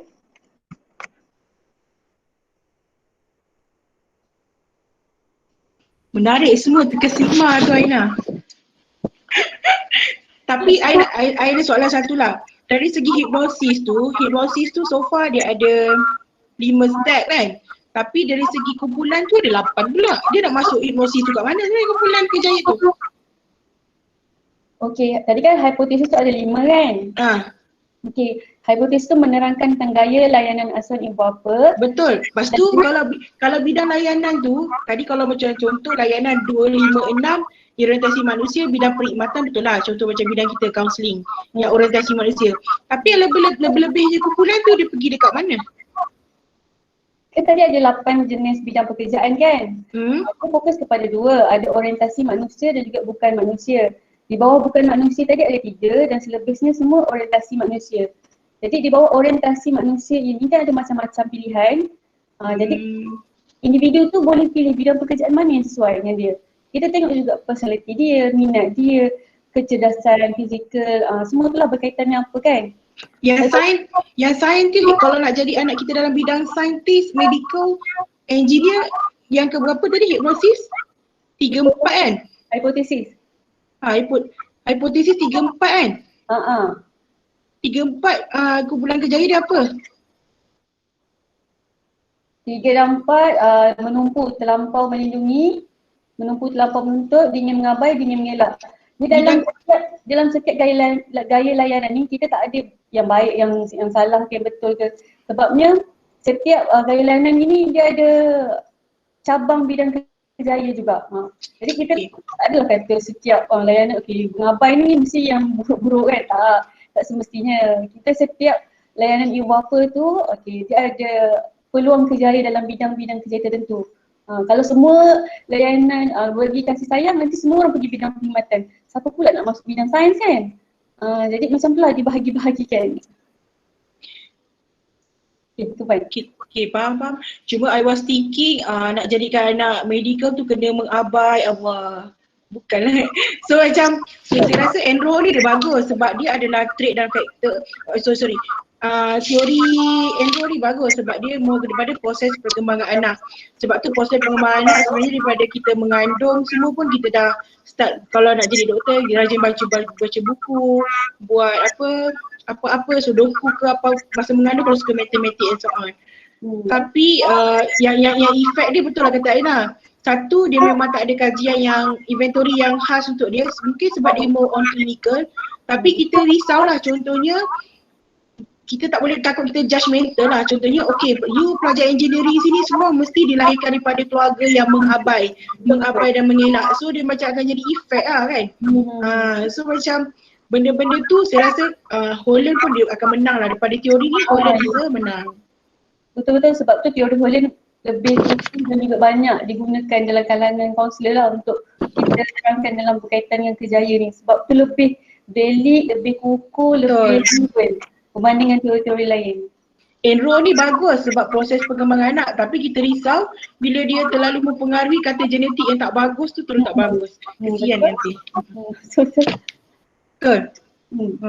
Sebab tapi saya kan untuk pelajar saya suka juga kalau bagi ceramah kat pelajar. Saya selalu cakap dengan pelajar intro kalau dia buat tingkah laku yang negatif ketika saya bagi ceramah, saya akan cakap you melambangkan ciri-ciri personality ibu bapa you. Nanti pelajar tu terus jadi behave.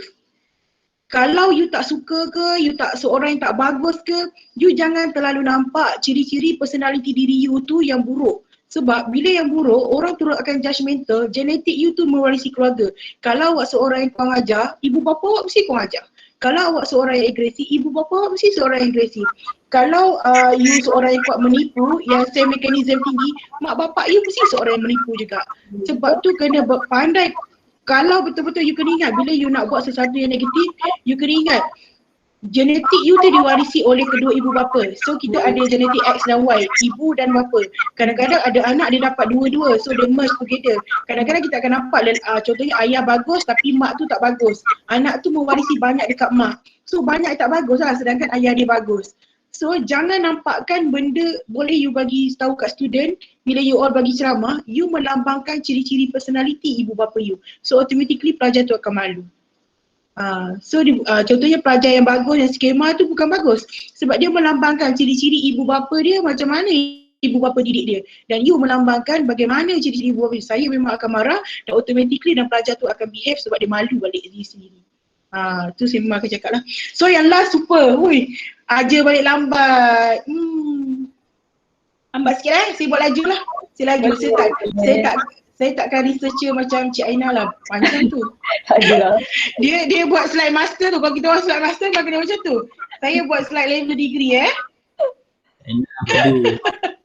Apa tu? Apa Fik? Muntah dekat rumah. Muntah dekat rumah. Okay, welcome untuk slide presentation tahun 80-an. Sebab kita tengok Cik Aina tahun 90-an punya version. You all punya kaunselor pelatih semua zaman 20-an. So betapa tidak canggihnya tahun 80-an punya orang buat ni kan, slide kan. Okay, teori kerjaya super. Okay, daripada Donald E. Super lah, alright. Okay, dia adalah ambil daripada teori Ginsberg tadilah yang dipresent oleh Afiq, okay. So kalau Afiq tadi dia ada proses tiga peringkat proses, tapi kalau Super dia dah enhance lagi lah.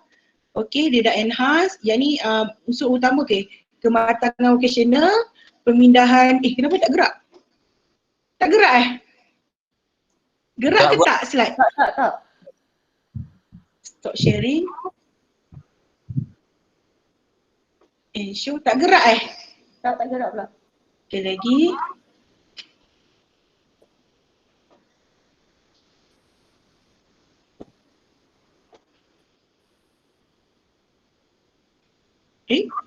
Saya dah besar, kenapa dia tak besar? Slide pelopor ke? Pelopor teori kerjaya. Okay, besar kak? Cuba tengok. Nampak. Saya dah view besar, kenapa dia tak besar kat situ? Besar tak kat you all? Slide view ke slide ni? Slide kecil. Slide kecil? Slide kecil. Kenapa dia jadi kecil tak jadi besar? Dah sudah tak nak gerak. And good. And leg. Tak dia kena X balik. X balik, buka balik. W besar lah. Balik lambat. Ya? Kecil.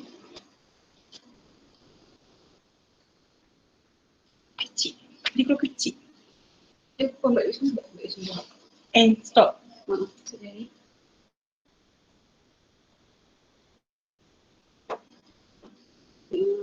Kena now.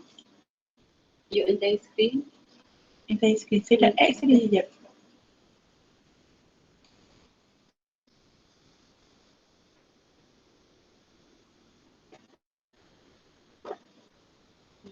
Screen. Tekan tu. Tekan desktop tu. Ni. Okay. Share. Kat dekat slide. Pergi slide balik. Slide. Ni. Nice.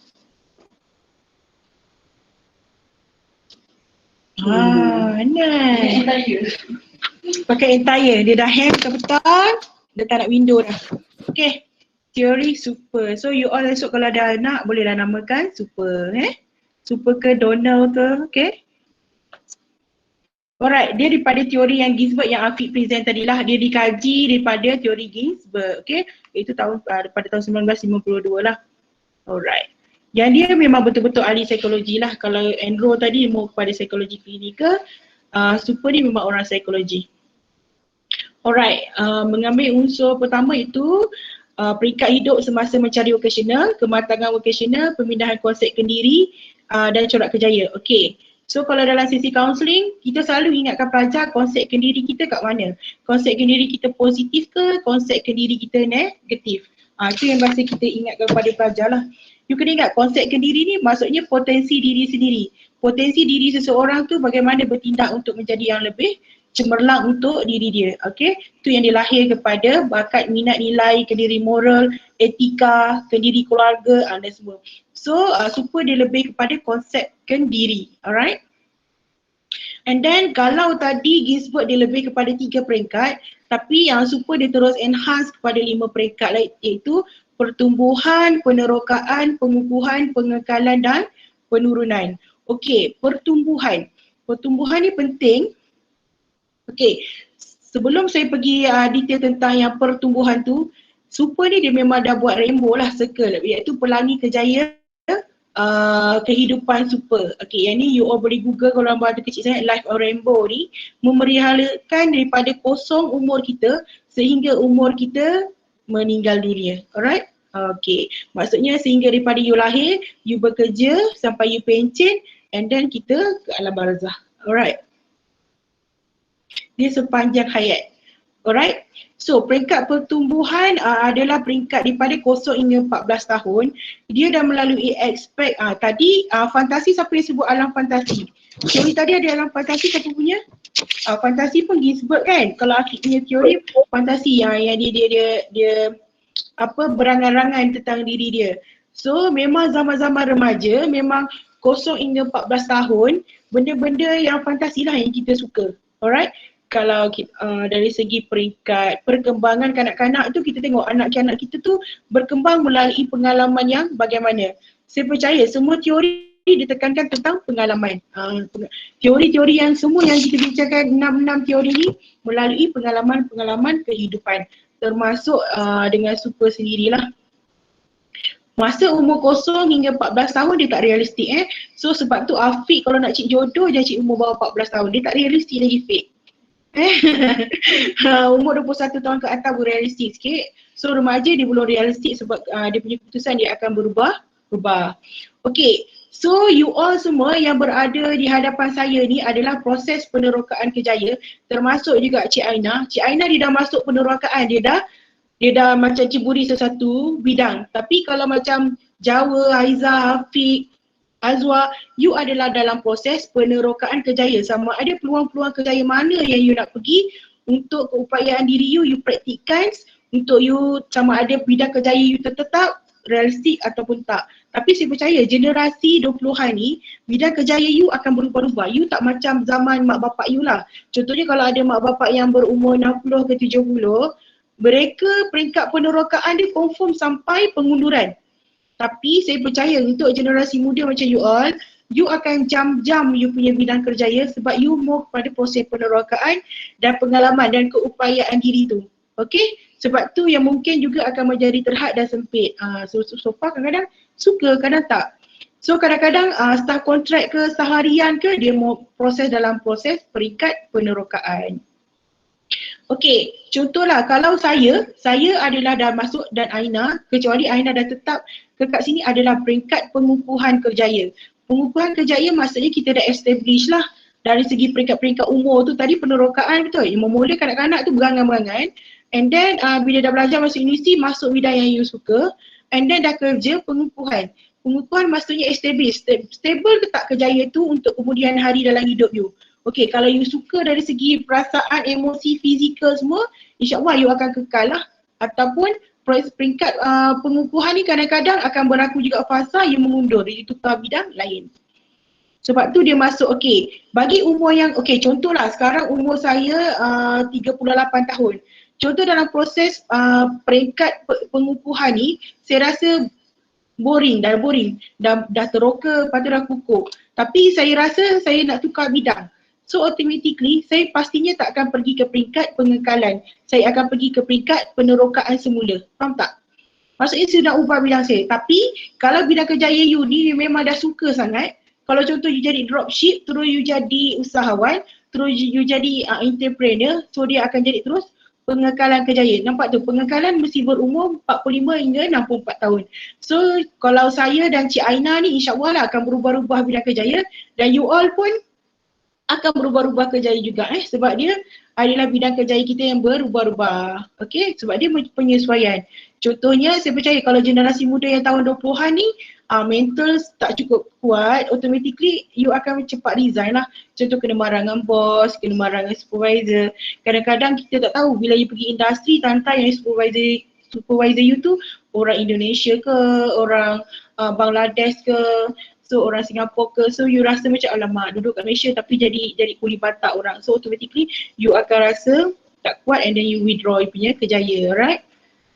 Okay, so pengekalan. And then peringkat penurunan. Okay, yang ni pun akan ada satu efek yang negatif juga bagi orang yang terlalu sayang tentang kerjaya dia daripada penerokaan, pengukuhan, pengekalan dan penurunan. Contohnya kita akan nampak, contoh paling senang kita tengok politik lah.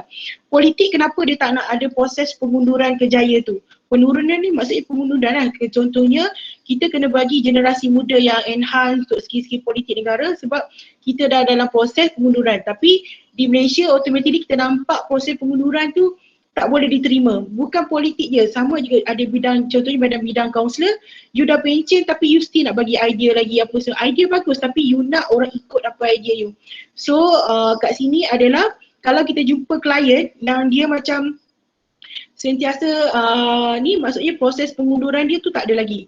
So far you takkan jumpa lah klien macam ni, klien macam ni semua dah pencet. So, kecuali kalau you buka klinik psikologi sendiri, you akan nampak orang-orang dah pencet kenapa dia macam depressed.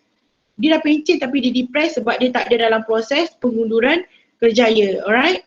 Sebab dia memang ada kebolehan yang boleh ditonjolkan tapi dia kena pengunduran juga sebab yang boleh laksana generasi muda. Idea-idea guna pakai untuk orang lain lah. Okay. So proses kerjaya super ni memang daripada kosong umur you sampai 45 tahun dan kita peringkat tua kajian. Saya suka kat sini teori super dah kaji umur 65 tahun adalah umur orang-orang yang tua. Sebab tu contohnya kalau macam saya 38 dah masuk early 40, dia dah masuk age yang saya tahu kalau macam pelajar UMT mungkin akan ada belajar topik-topik Islamik sikit. Dia adalah proses yang kita dah perlu meninggalkan sebahagian hidup dunia dan kita kena fikir benda-benda yang ke arah akhirat. Sebab age kita tu dah memang melambangkan kita punya perkembangan yang Allah Ta'ala bagilah sepatutnya. Kalau kita tengok 65, kita tak target pun dalam super ni, dia tak target pun umur sampai 80, 90. Sebab tu kalau pencen 60 tahun kan, kerajaan 60 tahun dah pencen. So kerajaan memang follow tentang teori super. 60 tahun dah pencen. So 65 tahun dan ke atas. Okay. So itu sajalah. Yang ni lebih nota saya yang saya share ni lebih kepada kalau you all nak detail, dia memang ada detail lah dari segi proses-proses perkembangan tu macam mana nak explain. Okay, nak explain lebih lanjut lah proses perkembangan, pengunduran, peneguhan dan semuanya. Okey, itu je, dah habis. Kesimpulannya, kepuasan kerja dan kepuasan hidup bergantung kepada sejauh mana individu memperoleh jalan keluar yang mencukupi untuk menyalurkan kebolehannya, minatnya, trait-trait personality. Nampak tak? Dia ukur juga tentang trait-trait personality. Ukur juga konsep diri bergantung kepada kemantapan sesuatu jenis pekerjaan, situasi kerja, means pengalaman dan cara kehidupan di mana boleh memainkan peranan yang dianggap olehnya sepadan dan sesuai dengan pertumbuhan dan pengalaman penjelajahannya. So kalau you all buat report teori Holland, you gabungkan sikit dengan teori super. Sebab teori Holland, you dah tentukan pelajar tu dalam bidang realistik kan, RIASEC, and then dalam proses umur tu adalah proses penerokaan kerjaya. Okay, proses penerokaan kerjaya adalah pelajar akan enter sesuatu bidang sama ada kekal atau tak. Kalau dia minat, memang dia akan teruskan sampai pengunduran kerjaya. Okay? So ada apa-apa soalan? Ada. So kena withdraw. Okay, soalan? Okay. Azwar tanya. Macam itu tentang kerjaya ni. Kalau macam tu. Azwar, putus-putus Azwar. Tak dengar. Azwar putus-putus. Sekejap saya cakap dekat Jawa. Putus-putus.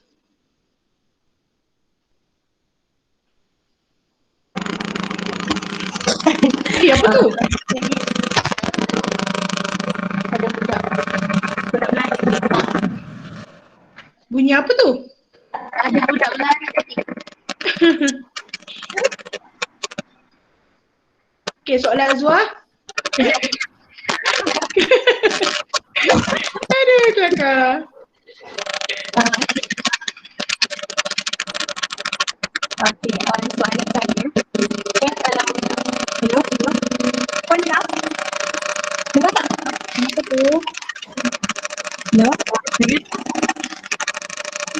Sekarang datang? Tak dengar, Haiza tak dengar. Ya, saya cuba matikan suara saya. Kita tarik ni. Kak Ina dengar tak? Tak dengar. Bunyi itu mana yang Haiza punya tu? Haji Aizah dia hantar lepi dia balik je lagi. Cuba Azwar type Azwar type. Cuba type. Okey, cuba cakap. Okey, dah dengar dah. Dah. Dengar tak? Okey. Soalan saya kalau macam buat dengan student punya teori kerjaya macam Haiza, mic tu bagi dekat Azwar. Okey. Kelakar lah korang. actually kalau macam buat dengan student guna teori kerjaya mungkin nampak macam boleh bagi tahu dia sebab dia nak hala tuju ke mana. Saya nak tanya kalau macam kita buat dengan klien yang dah bekerja dan dia ada isu kerjaya, teori antara teori yang ada mana yang sesuai untuk diaplikasikan? Okay. Saya respon dulu lah.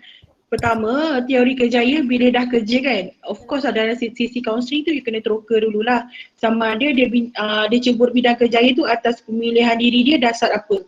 Adakah dia dasar minat ataupun dasar dia terpaksa sebabkan kekangan ekonomi semasa yang dia perlu enter je apa-apa bidang kerja, ataupun dia masuk bidang tu sebab daripada arahan seseorang lah. Okay, maksudnya mungkin arahan suami, arahan ibu bapa, arahan isteri. Kita tak tahu benda-benda yang faktor yang mempengaruhi dia. And then bila kita nak tahu sama ada dia minat dalam kerjaya dia ke tak, kadang-kadang dia kan teori psikologi ni kan adalah unknown kan, benda-benda yang kita tak tahu kan. So benda-benda kita tak tahu cuba lakukan. Kalau saya lebih suka Holland lah sebab Holland yang ada survey. Kalau you tengok survey macam Cik Aina beritahu tadi, kita ada SDS. Okay, self-directed search, inventory minat kerjaya sidik. Kita ada juga Tajma, TAJMA iaitu daripada Profesor Tajudin hingga UTM. And then kita ada daripada Talent Corp, Military Expert Talent dan banyak lagi dalam website yang berkaitan dengan Holland. You suruh dia dulu jawab ujian tu. Contohlah dia memang ujian tu nampak tak merge dengan dia. Baru you explore, you baru terkaitkan dengan teori-teori yang lain. Maksudnya dia memang tak minat. Contohnya dia masuk bidang jurutera. Tapi dia tak ada R. Tak ada R, tak ada I. Yang dia ada artistik. Ada artistik, ada sosial.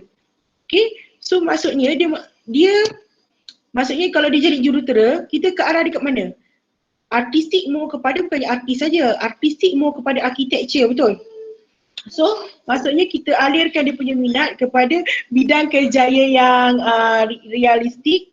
Maksudnya realistik maksudnya bidang kerjaya bidang kerjaya yang artistik. So kita jadi architecture. Jurutera yang menjadi architecture yang lentera kreatif macam apa, dekor-dekor rumah.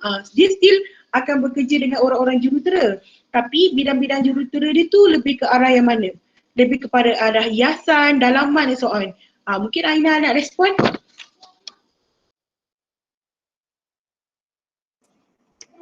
Betul lah macam Puan kata, kita kena tengok personality dengan orang tu dengan pemilihan bidang atau kerjaya. Sebab kita tak boleh nak bagi risiko. Kita belajar dalam bidang yang ada sekarang ni tapi tak sesuai dengan personality kita, tak sesuai dengan minat kita. Mungkin kita akan grad. Mungkin kita akan grad dalam bidang tersebut. Tapi nanti bila nak kerja, itu akan jadi risiko kepada kita lah sebab kita ada kelayakan bidang tu tapi kita tak ada minat. Macam mana kita nak survive dalam bidang kerjaya tersebut? Sebab kita kerja ni bukan setahun, 2 tahun, 3 tahun macam zaman belajar. Kita kerja dalam tempoh yang panjang, mungkin 10 tahun, 20 tahun. Jadi daripada awal lagi, daripada proses awal lagi iaitu dalam bidang, dalam kita memilih bidang kerjaya, dalam kita memilih bidang belajar tu, dia akan bagi kesan kepada kerjaya kita pada masa akan datang. Macam tu. So menjawab tak Azwar soalan tu? So maksudnya ujian yang Azwar boleh guna je memang Holland. Tapi kalau dekat-dekat rak sebelah tu Azwar, ada juga yang UiTM dah pendekkan ujian. Sama juga macam hari tu yang Tuan Haji Jamal dengan Tuan Haji Zainal present, diorang pun dari UUM pun dah ringkaskan ujian SDS tu pada yang bentuk ringkas. Maksudnya satu keping je. Seorang jawab ya tak dengan pantas lah. Benda tu memang takkan dapat korelasi yang sebenar lah. Kalau you buat research, kena pakai yang banyaknya soalan. Tapi kalau macam spontan, pakai yang tu pun dah cukup dah. Wah, sebab skor yang tak ada, mesti orang akan pangkal tak ada terus. Okay. And then Azhar punya case adalah saya syorkan selepas dia dah buat ujian kerjaya adalah dia kena buat ujian personality juga Azhar. Kita tak tahu personality dia kat mana kan. Dia dah minat kerja bidang tu, kita tengok juga personality dia. Personality dia kat mana, lepas tu merge kan. Kalau kita ada IPS, IPW gunakan. So kita nampaklah konsep itu. Sebab kadang-kadang klien ni you kena sedarkan dia balik. Contohnya kalau dia tak minat, contohlah dia dah ada enter bidang, tadi dia jurutera kan, dia tak minat sangat. Tapi dia minat dalam bidang apa. So mungkin dalam bidang yang lain tu dia boleh buat secara part time. Sebab kita pun tak galakkan orang berhenti kerja sebab nanti mempengaruhi income dia. Sebab orang-orang yang dah bekerja dia kena ingat hutang pun dah banyak dah. Macam orang belum bekerja PTPTN je, orang dah bekerja lagi banyak duit, lagi banyak hutang sebab kita nak invest. Kalau awak tak ada duit, saya bagi contoh, awak tak ada duit, awak willing tak beli rumah 20,000, 30,000 betul? Kalau contoh saya dah ada duit, saya takkan beli rumah 20-30,000, saya nak beli rumah boleh paling 500,000. So dah beza lah kita punya kehendak tu. Ni dah balik kepada yang hierarki Maslow Cik Aina tu tadi. Dulu pada zaman dulu hierarki Maslow tu self esteem je, kesempurnaan diri ni. Tapi sekarang ni hierarki Maslow dah tambah lagi satu pyramid dia, self actualization, maksudnya kesempurnaan diri. Maksudnya you nak nampak you sangat perfect. Tapi saya nampak yang tokoh-tokoh perfect. Contohnya kita tengok tokoh yang Malaysia lah, tu perfect. Kita dah nampak dia dah atas. Kita bawah lagi, kita belum. Maksudnya kita mau kepada self-esteem je, kesempurnaan diri je. Kesempurnaan diri yang terus dipuja ni mungkin Siti Nurhaliza kalau artis lah, kalau contoh. Alright, ada soalan lagi? Sebelum kita akhir, Aina ada conclusion Aina? Okay, jadi kesimpulannya pada hari ini kita dah lihat ada 6 kan teori kerjaya yang kita dah kongsikan. Jadi setiap teori tu ada kelebihan dan kelemahan tersendiri. Kita tak boleh katalah ni teori paling bagus, ni teori paling tak bagus. Setiap teori ini akan beri kesan kepada setiap individu yang mengamalkan ataupun dia diikutlah teori tersebut kan. Contoh mungkin ramai orang guna teori Holland, tapi teori-teori lain seperti Enrose, Super, Gisbert, semua tu pun ada peranan dalam pemilihan kerjaya seseorang. Jadi diharapkan perkongsian pada hari ini memberi manfaat kepada semua kaunsil-kaunsil pelatih terutamanya dan juga sesiapa sahaja akan mendengar perkongsian kita pada hari ini. Terima kasih juga kepada Puan Suzaina sebab menganjurkan program sharing session pada hari ini, dan semoga segala apa yang kita berkongsi pada hari ini akan menjadi satu semangatlah untuk kita membantu orang lain terutama dalam bidang kerjaya. Terima kasih. Okey, Jawa boleh ambilkan gambar ke Haiza ke? Boleh kejap. Okey, buka kamera lah semua ya. Afiq kalau sudi. Malulah.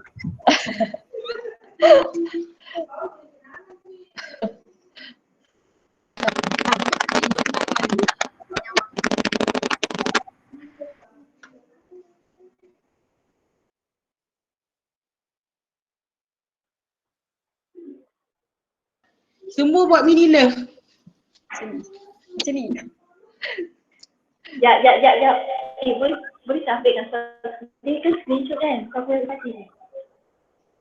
Sebab kan dia kan screenshot yang saya ambil tadi.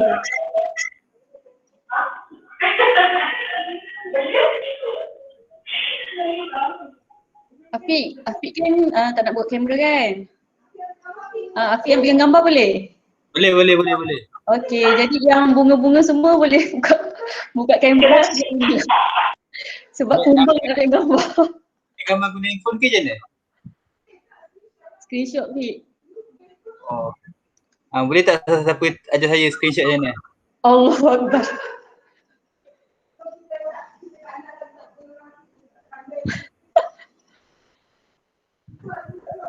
Okey, Jawa ke Haiza ke?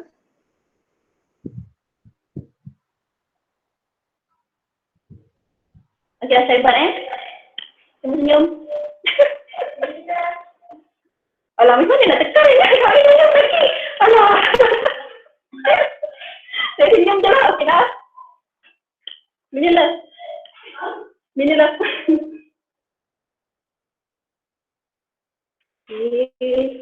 Okey dah.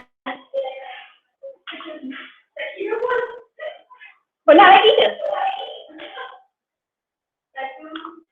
Okey dah, 1, 2, Kak Ella, minilah.